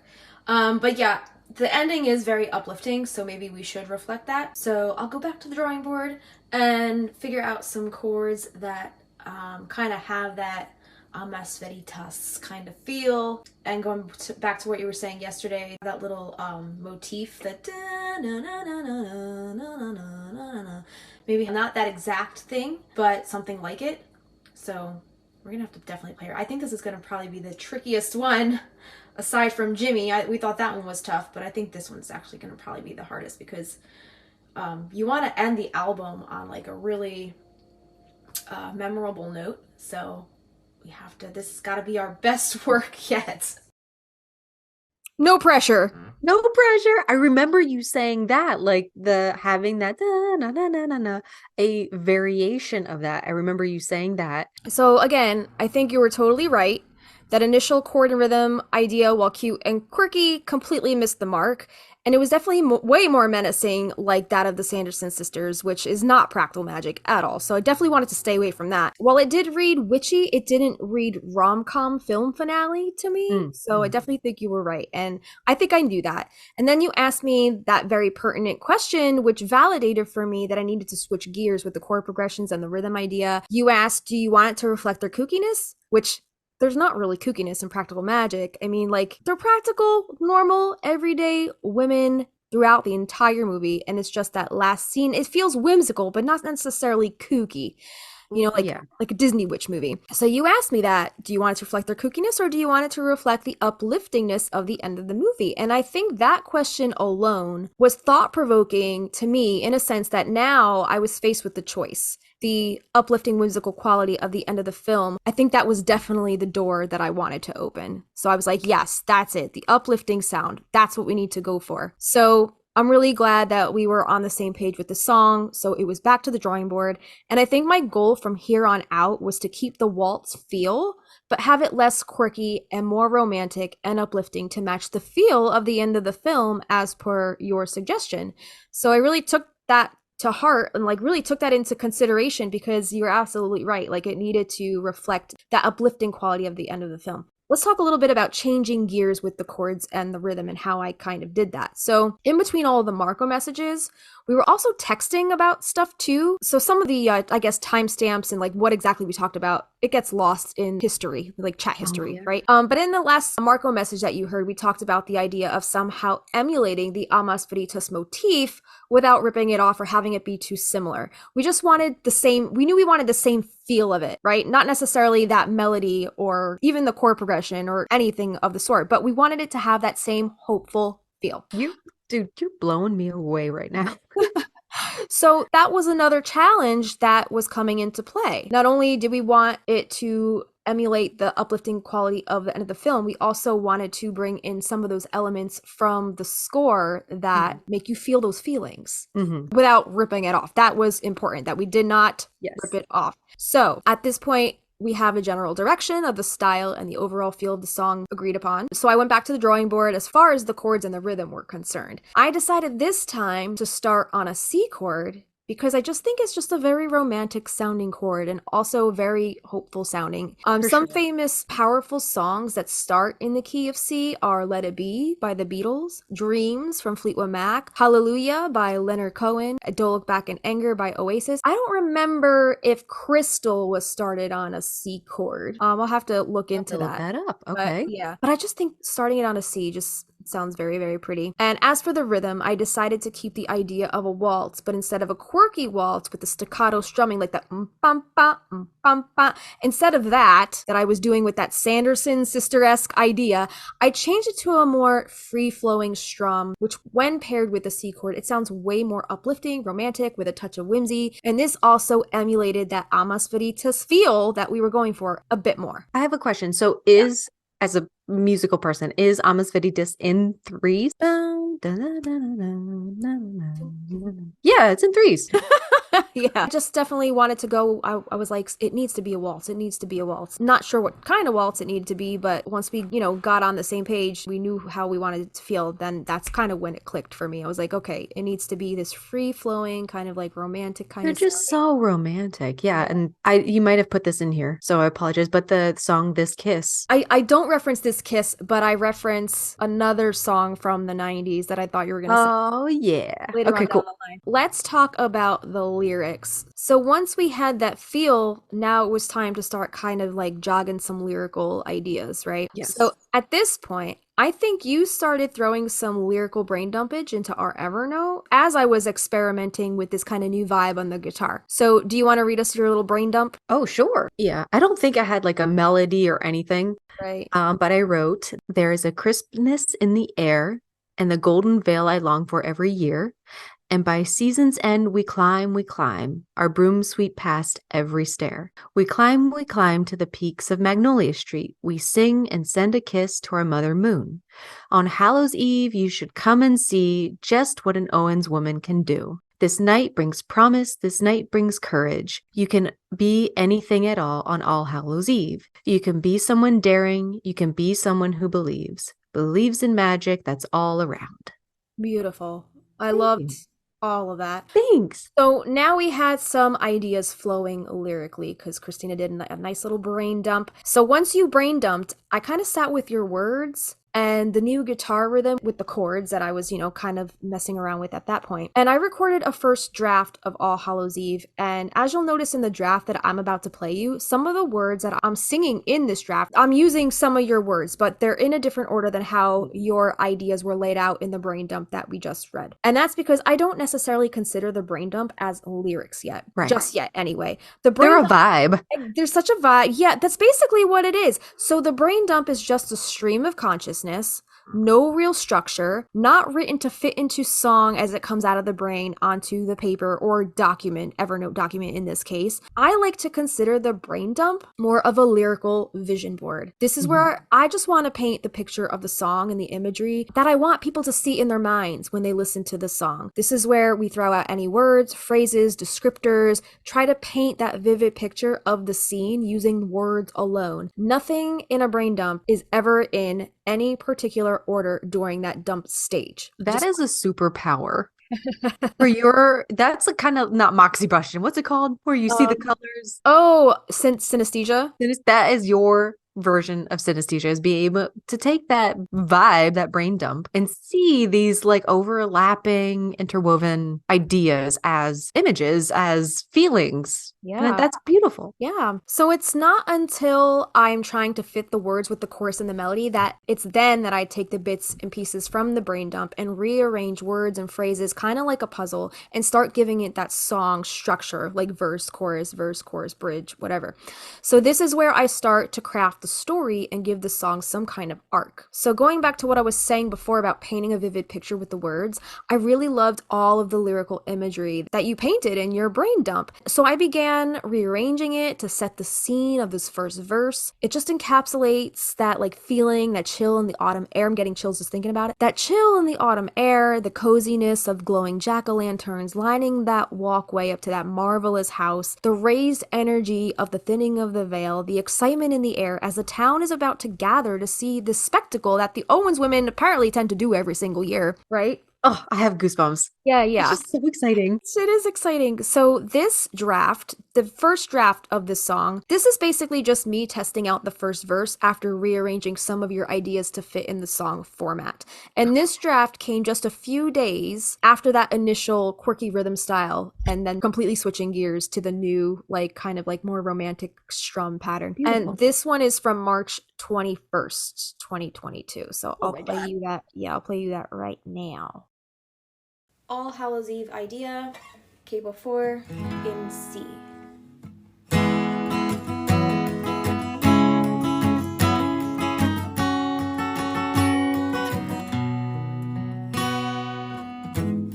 The air is crisp, the veil is thin, the lanterns glowing, they welcome you in.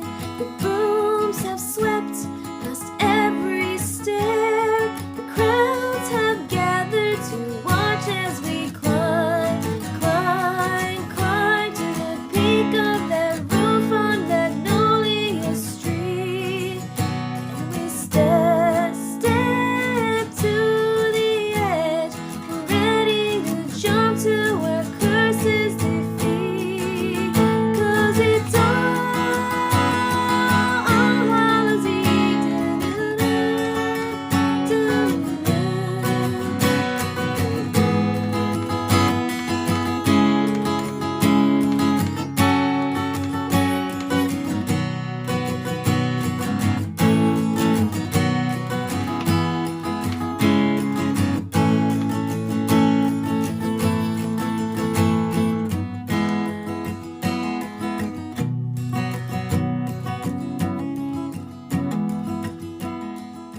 Dude, that is crazy. Yeah. That your initial, that is, you're going to get there, but so on point to what we ended with. Wow, it's beautiful. Yeah, so you probably noticed that I had the hook of the song as I went to sing the first chorus. I like knew I had it, but then it kind of trailed off because I didn't know where I wanted to take that chorus quite yet. Also, some of the lyrics that are here in this very first draft have since changed. So I think the only lyrics that I changed was to the peak of that roof on Magnolia Street. I think I changed it to the tops of the peaks of Magnolia Street. Yeah. Yeah, and then we step to the edge. We're ready to jump to our curse's defeat. I think I put, and we step to the edge. I'm ready And to I know jump, you'll catch me. and I know you'll catch me. Yeah, kind of more romantic, more romantic. Positive. Not so much about the curse, more about the romance, Yeah. Because that's really Romance me, baby. that's really what the end of this film is about. It wasn't about breaking a curse, because Sally at the end of the film, she didn't even know if she broke the fucking curse. She's like, I guess we did. So You're right. So yeah, I just wanted to keep it more romantic, maybe a little less about the curse. So real quick, in your initial draft of the lyrics, you wrote a lot about the climbing. Yeah, I like that repetition of like we climb, we climb, we climb. Yes. And I loved it too because I was like, this is a nice way to build the pre-chorus leading up to the chorus. Climb, climb, climb. Doing that ascent up to that mental rooftop in my brain. I was like, yes, this is awesome. I love the idea of climbing and climbing and climbing. And I think it just sets it up perfectly for that chorus when that explosion of that feeling, that freedom feeling of floating through the sky with your umbrella and just being who you are. It's like the verbal climb mixed with the audio of, the climb musically. Yes. There's a specific name for that, and I don't know what it is. Somebody told me before, and they compared it to something Jessie J does. I don't know if Okay. you listen to her. But she has a specific thing she does where her voice and the melody emulate what she's singing. What you would visibly see, she's singing that and representing that with her voice. That's what we're doing with Climb, Climb, Climb. That makes perfect sense. And like songwriting, like, yeah, you could write a song and make it sound effortless. But a lot actually goes into a song because not only are you writing lyrics, you're also writing a chord progression. You're also trying to fit said lyrics into that chord progression. The inflections have to be on. The melody has to be on point. Mhm. You also have to think about the intention, the message behind the lyrics, as well as what you just said, making everything cohesive so that the melodies and the lyrics and the story all fit together and seem so effortlessly like they belong together, like they've been a part of each other for centuries. You know? You know how much I love Nico Case. She said something that stuck with me before I even really dove into her music, before I was into podcasts. I listened to an interview with her on a podcast, and she said that any artist, any musical artist that says that this writing process was easy is lying, or they did not put enough time into that song. Right. Like there is something, whether, because we talked about Stevie Nicks being able to write Belladonna very quickly. Yeah. But the amount of mental fortitude that she had to put into that song, maybe to her, it didn't seem like a lot. But like Nico is like, it takes a lot of goddamn work to put into the good shit into a good song. It's not easy. It's not easy, but you know what? The people who are amazing at it make it seem like it is. And that's why everybody thinks that they can write a song. Because you know what it is? It's practice. It's honing your craft, really. Like, it's a skill. It's a muscle. Yeah. And I'm not saying like, oh, we're amazing song, or like, I don't know. I know we probably won't be for everybody, and that's fine. But just like knowing how much actually goes into writing music, it's definitely a skill that needs to be, you have to hone that skill. Some songs come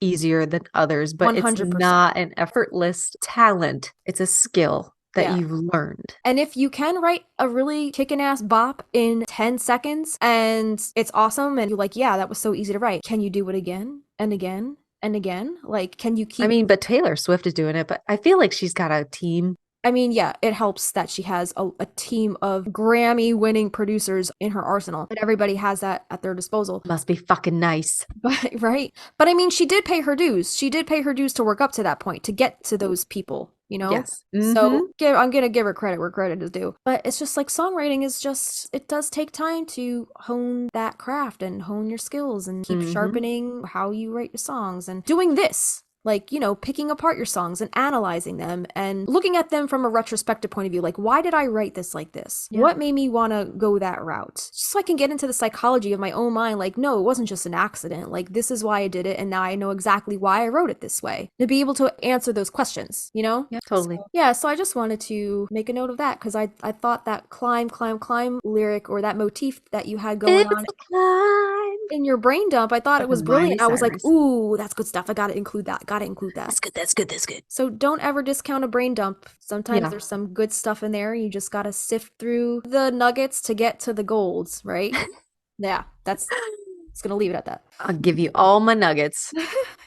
So the second half of that draft is just basically all just me strumming. It's just instrumental because I was just kind of trying to figure out where I wanted to take it. I didn't even know where I wanted the song. But like, dude, like boom, like you had that you switched from Sanderson Sisters to Practical Magic in a minute, That was exactly the feeling. I just needed to be pointed in the right direction. So thank you for... Bitch, get your shit together. Thank you for getting me there. And, all it takes is just having a starting point. And then once you have that starting point, it's like smooth sailing from there for the most part anyway. Yeah. So I didn't really know where I wanted the chorus. I didn't know where I wanted to take that quite yet. So let's talk about getting the chorus just right. The next two drafts that I recorded are actually just small snippets of me playing the chorus chords through. I think I was just trying to figure out where I wanted to take it, not just lyrically, but also melodically. So I can play you one of these just so you can see like one component of the chorus as you now know it is actually missing from this draft because I had not included it yet at this point. I had not thought about doing it yet. And then I'll show you the next draft after that, which is so a little bit different. But Okay. this is just a very short snippet, 42 seconds this is, trying to get the chorus chords right.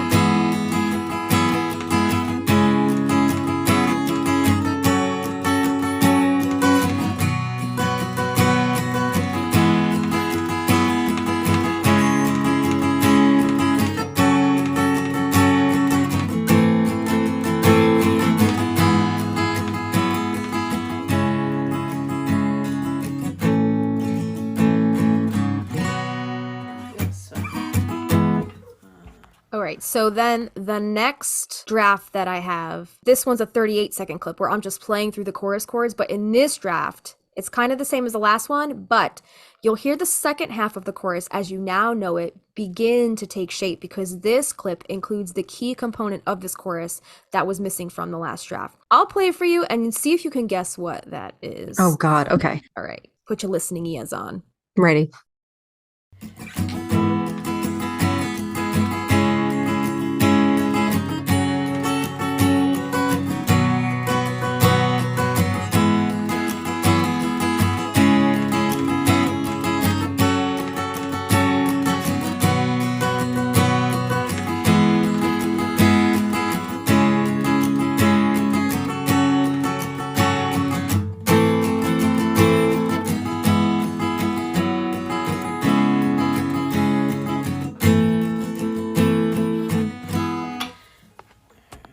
Did you hear it? No. You didn't hear it? What I think I heard was at the very tail end, but I don't think that's right. So the key component here is the walk down on the C chord in the second half of the chorus, right after that F. I know sharp. you do some like dung dung dung dung dung dung. Yeah, the Did arpeggio. you not do that in that part? I didn't do it in the first chorus draft that I showed you. I accidentally did it in that second one. Oh. And you can kind of hear it like start to peek through, but like I think I did it by accident and then I was like, oh my God. Yeah, so this draft was the first time I added the walk down on the C chord, which gives it such a romantic feel. And I think I did it by accident. A classic song that makes me think of this is in Kiss Me by Sixpence None the Richer. Yeah. The part where she sings, strike up the band and let the five flats dance, silver moon sparkling. The C chord in that song descends there and it just gets you in the feels. Like, Oh, you know, right in the you know what I'm talking gonads. about? It, Yes. like how that the C chord walks down there. I just freaking love it. So the walk down completely makes this chorus what it is. Except I'm not sure that you can tell, but in that draft, it sounds like I almost did it as if it was by accident because it wasn't very pronounced. That's probably why I didn't notice it right away. I kind of slipped into it and then went with it, but it piqued my interest. So I decided to record yet another draft of just this chorus chord progression, just to refine what I think was honestly just a happy accident. So this next draft is another short clip of just me playing the chorus through again, except this time I have refined that walk down on the C, and once I played it, I just knew that this was how the chorus needed to resolve. You knew. Do you remember Knew. that girl on TikTok? You Wait. knew. No, I don't remember that one. Oh, she had like the short hair and she had like a little stint with the Hello Colonist, like a Native American guy, and they had a thing and then something happened and she does this crying video. She's like, you knew. I'll send it to I you. never saw that one. Okay. Anyway, so listen to this. This one's a yeah, just listen. Okay.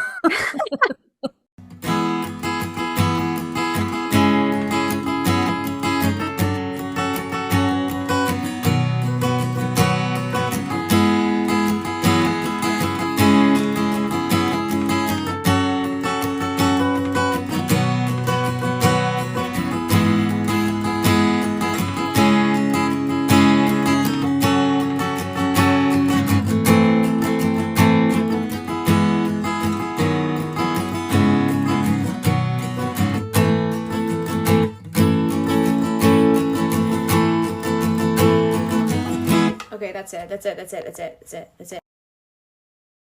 When you know you struck gold, you just know. And I just knew that that was how the chorus needed to resolve itself. Just like in Devil of the Desert, when you changed it from All Things Cowboy and you said Devil of the Desert, you're like, oh yeah, that's good. That's good. Yeah, that's good.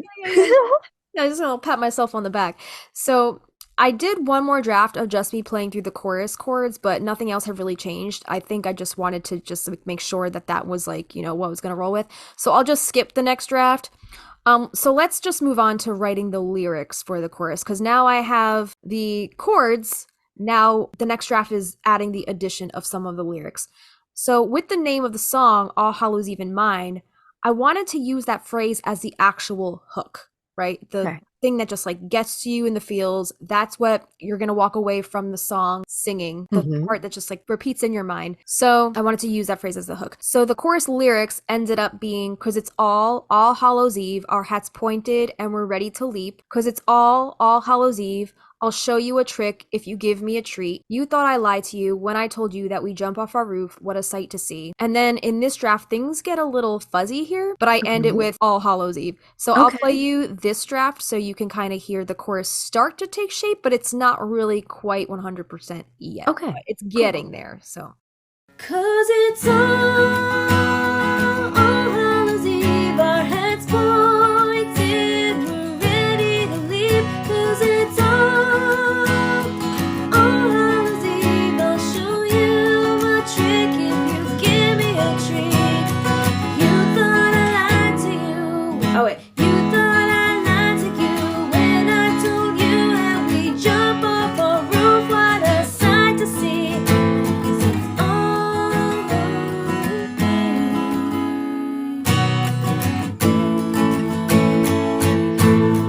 Eve. All Hallows Eve.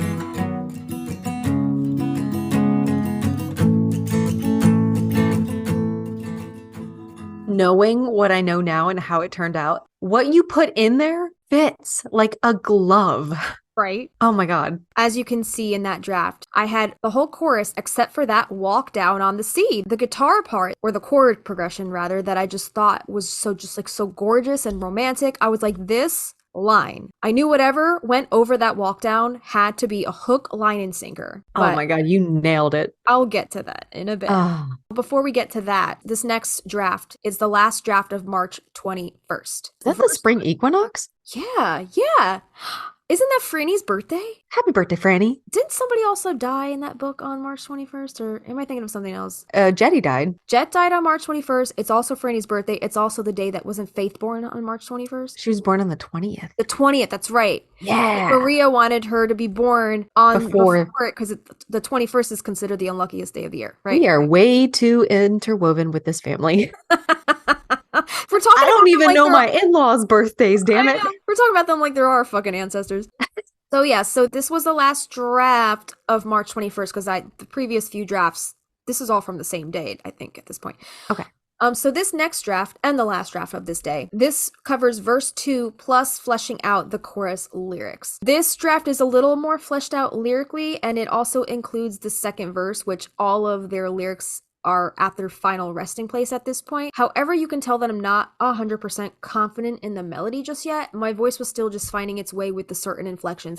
And you could probably tell that in the last draft that I showed you too. Like some of the inflections are a little different. Even some of the lyrics in that last draft that you heard were a little different. Like I'll show you a trick if you give me a treat. Yeah, I think I actually changed that a lyric, but I think I talk about that a little later on. So I'm going to play you verse 2 of this next draft. Okay. So you can hear the lyrics. The leaves have changed, they're falling away. The moon is full and I need you to stay. And as my parasol catches the air, I float down to you and you run your hands through my hair. Your kiss so enchanting, it tastes just like candy and spirits fill the air. On this night, can't believe that you're here with me. Oh no, All Hallows Eve, our heads pointed and we're ready to leave.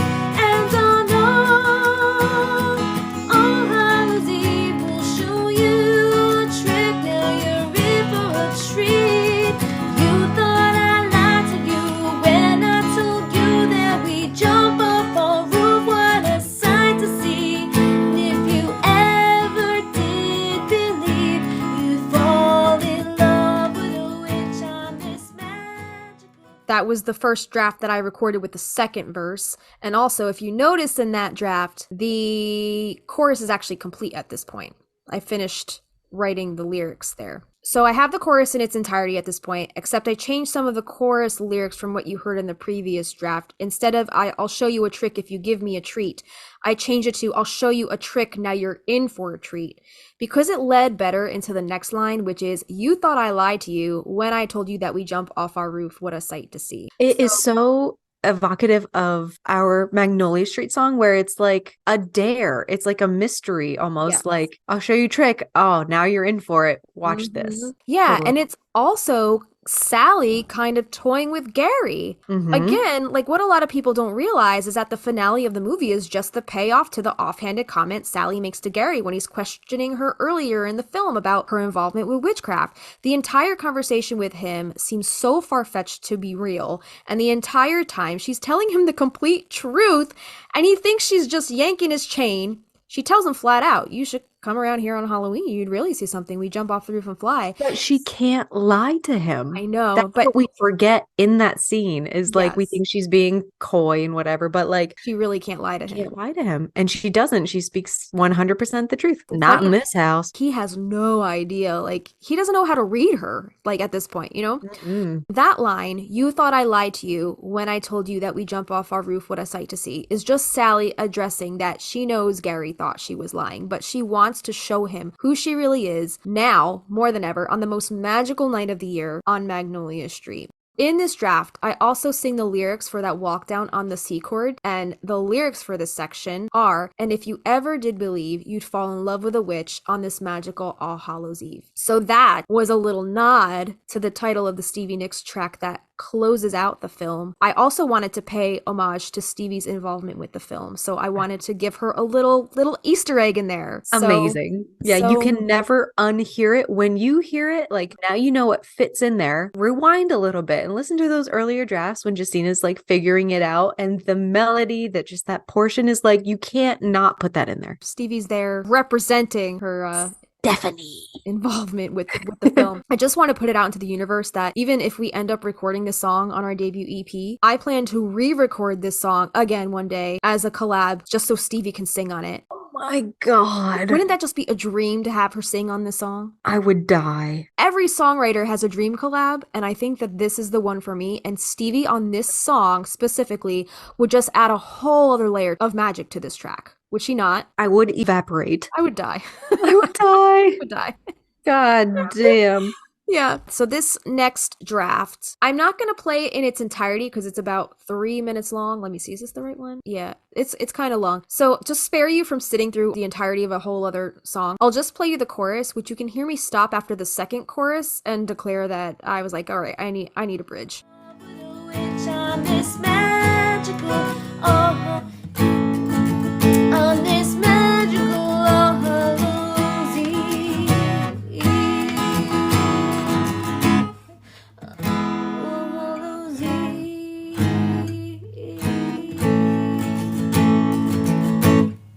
I need a bridge. Yeah, so I think I was just like, at that point, I was like, all right, I got most of the song now. Now the bridge is like the icing on the cake. The bridge is just like that really quick line, maybe a few bars, if that. This is where you can really wrap up the essence of the song and like kind of tie some loose ends together if you need to, and get that message out about like what the true message of this scene or this song is. 100%. So the first draft on March 22nd, 2022, this is me kind of freestyling our bridge. This is pretty much the song in its entirety, except the bridge was still pretty much up in the air. This draft is about 5 minutes, the entire length of a song, so I'll just play you the bridge part so you can kind of see where I was going with my ideas. I think I might have been freestyling. I don't think I had it sorted out quite yet at this point. I was just kind of going for it to see if any magic happened in the moment.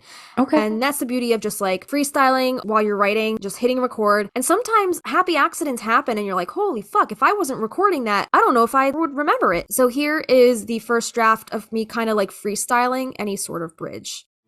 All Hallows Eve, and tonight as we fly, we break curses that kept us from all who have left us. And as we float through the sky, we bring promise to the night.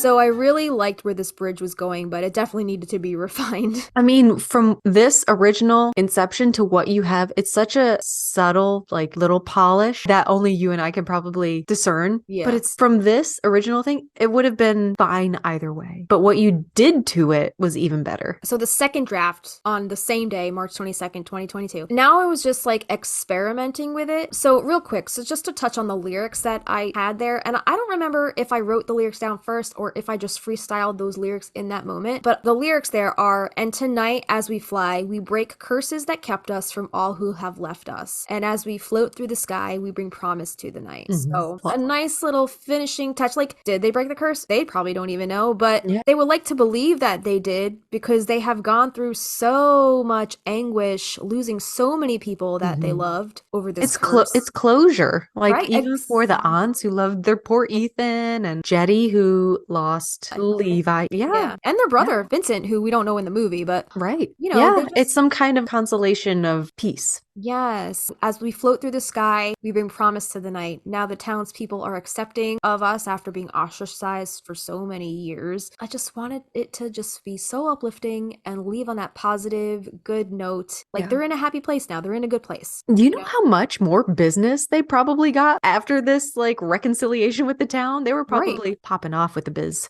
100%. At this point, the second draft that I'm going to play you from March 22nd, this is me experimenting with the bridge. This is me trying to work out the bridge in real time. Some of my ideas landed, but some of my ideas still needed to be refined. It was in this draft that I started playing around with long held out notes to give some height to the end of the bridge and bringing it to a crescendo, so to speak, which is basically like the orgasm of a song. Hell yeah. Like, you want to just bring it to a heightened peak and then just cut out all the instruments right away. You're just edging Exactly. for like a good minute and a half, and then boom. Yeah, exactly. So you want all the instruments to cut out after that and then have a really quiet moment before the final chorus comes back around prior to closing out the song. But that bridge, it needed to be solid. So I'll just play you the bridge section from this draft that I have here. Magical Hallows Eve.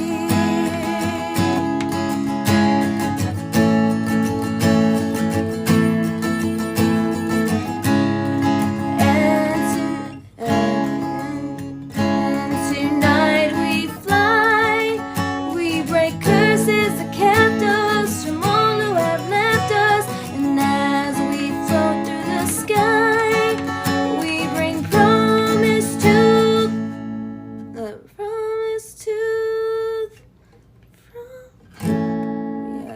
and tonight we fly, we bring curses that kept us from all who have left us. And as we float through the sky, we bring promise to the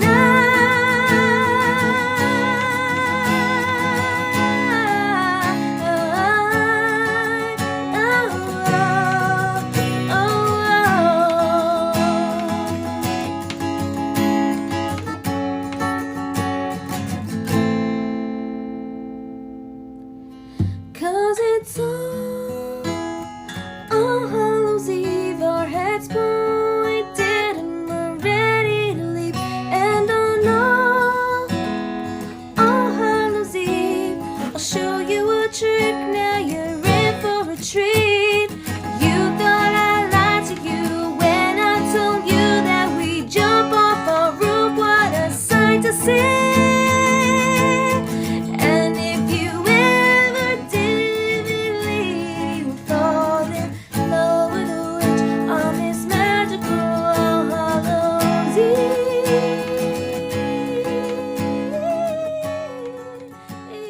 At the end there, I think I start to like freestyle and stuff like that. So Yeah. You're having fun with the Yeah, all the just- little levels. getting in a groove there, just kind of trying to figure out, you know, where I want the long notes to be, the dynamics of the vocals in the song, like trying to picture what the instrumentation should be doing. And just going back to building that dynamic is just really important. So by March 23rd, after the initial inception of the concept of the song on March 18th, I had recorded a final draft of this song. And there were actually 2 more drafts I recorded after this, but they were both just bridge section and different things that I was playing around with and trying out in the bridge. But this March 23rd draft is the final one that I recorded of the song in its entirety. All of the chord progressions were sorted out, all the lyrics were there, and for the most part, I think my vocal melodies were the most refined in this draft, which is why I thought that here was a good place to stop as far as the drafts and demoing the song goes.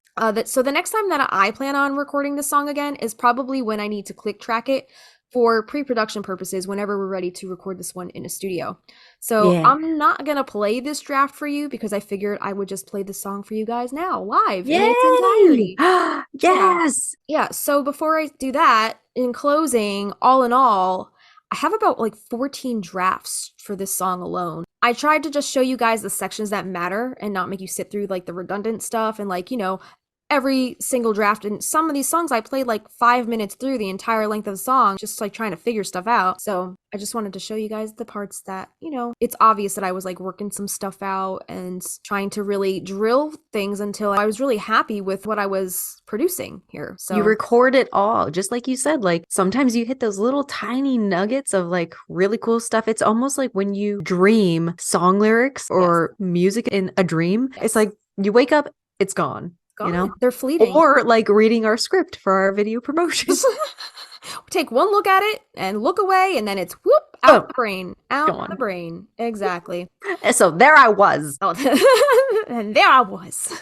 All right, so let me actually get my booklet. Oh my God. I'm so excited. This song, I will say, I'm going to be optimistic. We're going to meet our goal. We're going to be back in Plaid Dog recording this song. And listen, y'all, if you saw the video, the minute slide guitar was added and I was in tears over, first experience, first studio session, it's a big deal. And, it really touched feelings very nice. This song already is the end of the movie. It's the crescendo. It's the big O. And I know all the little flavors that will be added in with whether we want to add in like strings or just ambient night sounds is just I'm going to evaporate. You're going to cry. Christina's going to be crying more on this than when she heard slide guitar on our first song. I'll tell you that. Yes, 100%. These are the pages for the All Hallows Eve song because this is my magical, working, top secret, classified information binder. Would you say this is a version of a grimoire? I would say, yeah, it's a working musical grimoire of sorts. 100%. It's got all of our lyrics in it, all of the wonderful gifts and like letters and stuff that our patrons and our listeners have sent us. I have a little pocket in the front for some trinkets and just some ephemera, stickers, studio stuff in here. Music is magic. 100%. Music is poetry, which is a spell, basically, you know? I have Joseph's card, the Halloween Oh, card, and also this was an artist in Salem. Some of the prints I sent you, right? yeah, I have them here on the wall. They're signed, which is beautiful. I don't remember the artist though. Her name is Karen Hallion. She does a lot of pop culture stuff. Very look, good. she did Billy Zane, Billy Zane! aka Billy Butcherson, because they're the same person now. Bad on boats. Exactly. Ladies and gentlemen, you have the privilege of the first live performance of All Hallows Eve. I have not heard this live before. Really? I've heard the drafts. I've heard the scratch demo, but tonight, a couple days before Samhain, my brother-in-law is always saying Samhain like it's like a fucking rock star of a time of year. That's awesome. Please enjoy All Hallows Eve performed by Justina Carubia. Okay, here we go. 1, 2, 3. 1, 2, 3.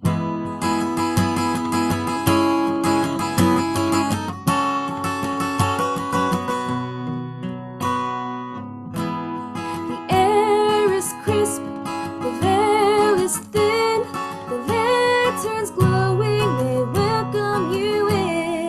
The brooms have swept past every stair, the crowds have gathered to watch as we climb, climb, climb to the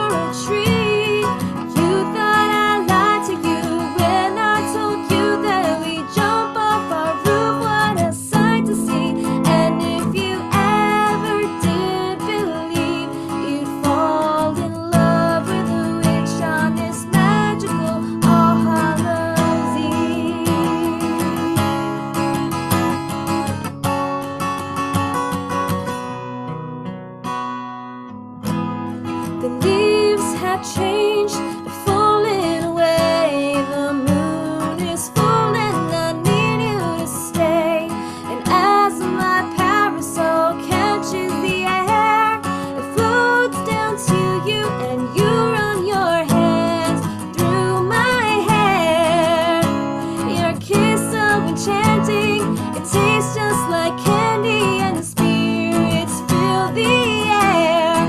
On this night, can't believe you're here with me. 'Cause it's all Hallows Eve. Our hands pointed and we're ready to leave. And I know All Hallows Eve will show you a trick. Now you're in for a treat. You thought I lied to you when I told you that we jump off our roof. What a sight to see. And if you ever did believe, you'd fall in love with a witch on this magical All Hallows Eve. Tonight we fly, we break curses that kept us from all who have left us. And as we float through the sky, we bring promise through the night.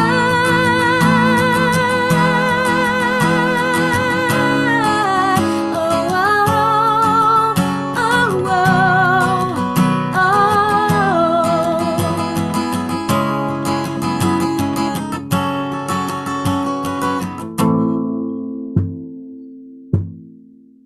'Cause it's all Hallows Eve. Our heads pointed and we're ready to leave.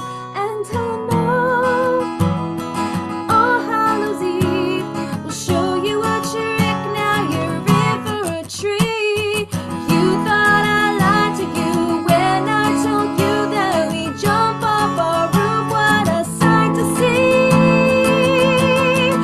And if you ever did believe, you'd fall in love with a witch on this magical All Hallows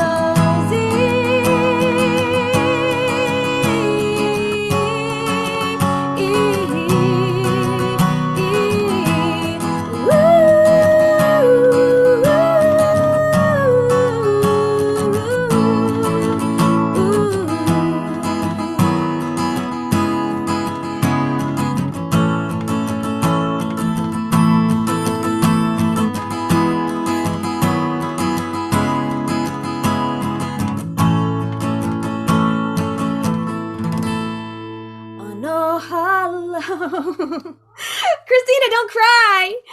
All Hallows Eve. I'm not crying, you're crying. Happy Halloween, everybody! Happy Halloween. Bless it, Samhain. That was All Hallows Eve. Fantastic. That was beautiful. Even the way you sing it now is different from the scratch track that's originally on our Dropbox, Evernote, whatever. I think because I've had time to grow into it. So vocally, the inflections are exactly where I want them to be. I know exactly like what the song is now. And it's just such like a validating feeling as a songwriter when like everything just falls into place and it's like, yes, this is the dream song that I wanted to write for this scene. So, It's awesome. I agree 100%. right? So thrilled and I can't wait to record it. So guys, I think at this point there's only a few days left of our campaign. So if you like what you hear, because this is one of the songs that we're planning to put on our first EP. So if you like the song and you want to see it come to life with beautiful production courtesy of Plague Dog Recording, go to our campaign page, get in your donations. Every bit counts. Donations start as low as $10. Get those donations in so we can make this dream recording project a reality. 100%. Yep. As low as $10. And by the time this comes out, there's 6 days left for our Yes. campaign. And we're so very close. As of right now, recording this, we're so close. Yeah. So any little bit helps. There are some really cool perks. You do get something in return depending on your contribution. So make sure you read those little descriptions underneath the $10, $25, $40 price points. You get something in return. So make Yes. sure to select those when you're ready to check out. Yeah, if you guys want that link again, head to our campaign link, and that will be in our show notes in the description of this episode, as well as over in our Koji bio over on our Instagram if you guys follow us over there. If you guys do want to support the podcast on Patreon, you can support us for as little as $1 a month. That's our seedling tier, and that gets you access to our patron-only polls where you get to weigh in on what topics you would like us to talk about next. It also gets you our monthly calendar so you can see what topics we have coming up for the month, and it also gets you a welcome shout out on the show. Our $3 Lavender Bud tier gets you our show notes for each episode in an aesthetically pleasing PDF, our after hours posts if there's any extra tidbits or behind the scenes info pertaining to any of our episodes. We'll post those along with a blog post or extra photos, and access to our specially curated Spotify playlists. We have created playlists for our WMSR episodes as well as Production Dream playlists for each Song-i-Sode and more. Our $5 Lilac tier gets you access to our private Facebook community where we host a monthly live stream. Plus, you'll get access to our Discord server where we host our monthly watch parties. And also on the Discord, you can join in on the discussion with other Magnolia Street neighbors via the various interesting channels and threads. And then here's the $8 Rose tier. This gets you access to extra audio-visual content such as a once a month full-length video episode, unlimited bonus videos, uncut footage, cutting room floor footage, bloopers, outtakes, meditations, exclusive interviews, and old home videos from the vault, or spell or ritual videos, and more. It also gets you bonus content to coincide with our Song-i-Sodes, such as full-length demo streams of our original practical magic inspired music, plus lyric sheets, guitar chords, and original scratch demos, or bonus video performances of our songs and more. Lastly, we have our $15 Wisteria Vine tier. Just like a twisting Wisteria Vine, there's a way for you to stay connected with us, the Stinas. In this tier, we invite you to join our private Marco Polo video messaging app. The app is totally free for both Android and iOS. Sign up with your phone number or email, and we will help you do the rest. This is a great way to chat with each other in a more intimate group setting, face-to-face via video recording. We love to show each other our pets, our gardens, or anything else you'd like to share. And just a reminder that the higher the tier you sign up under, the more rewards you get, because you get all of the rewards of the tiers below it. You can upgrade or downgrade or even cancel at any time. So to support the podcast, head to patreon.com/Magnolia Street Podcast. Yeah, and there are additional ways to support us and our podcast that don't cost you any money. If you do listen on Spotify, please give us a star rating. If you listen to us on Apple Podcasts, please give us a written review. We love sharing those on our Instagram. And if you're on Instagram, we would really appreciate any reposts or blurbs about our podcast. And make sure to tag us at Magnolia Street Podcast in your feed, posts, stories, and share us with your practical magic loving friends. If you guys want to check out our sources, head over to our hero page. Check out our Teespring for all of our cool merch. We have new stuff up there all the time. Confuse your friends. If there's something you've heard on our podcast that's not over there, let us know. You want to wear it? You want to drink out of it? You want to carry it around in a tote bag? We can make it happen. All of our links are in our Koji and or our show notes in the description through our hero page. Yes, so go get your donations in, and don't forget to tune in next Friday for an all new season. We'll be back, season 2, next week, next Friday. We're there. I'm so tired. We got over the hump. Let's go take naps right now before season 2 starts. I think that's the episode, man. I mean, this is it. This is the end of season 1, man. We did it. We fucking did it. We'll be back recording next week. Start of season 2. Like never even happened. Like we never. No breaks. No breaks. Exactly. Just like that Offspring song. Wait, which song is that? No breaks. Oh, there's a song called No Breaks? I don't know if I know that one. Thank you for doing this with me. Thank you for having this brilliant idea to showcase our music in this way and get us researching and laughing and going down the deep end on all these crazy ass theories with our podcast. Belly laughs all around. It's been so fun this past year, and I can't wait to keep going. It's been great working with you. See you later. All right. See you next time, I guess. So awkward. We're making those goodbye sounds. All right. Are we ready to close out our first season? I'm Christina. I'm Justina. And we'll see you next time. At that house down the street, at that house on Magnolia Street, would you go down to Magnolia Street with the wisteria girl? Wow, and the house of magic and mystery. So would you go down to Magnolia Street? Season 1 in the books. I'm gonna cry. Done. Done deal. We act like we're ending the podcast. We're not ending the podcast. We'll be here next week, but it's 365 days of this. Bittersweet. Bitch. It's bittersweet.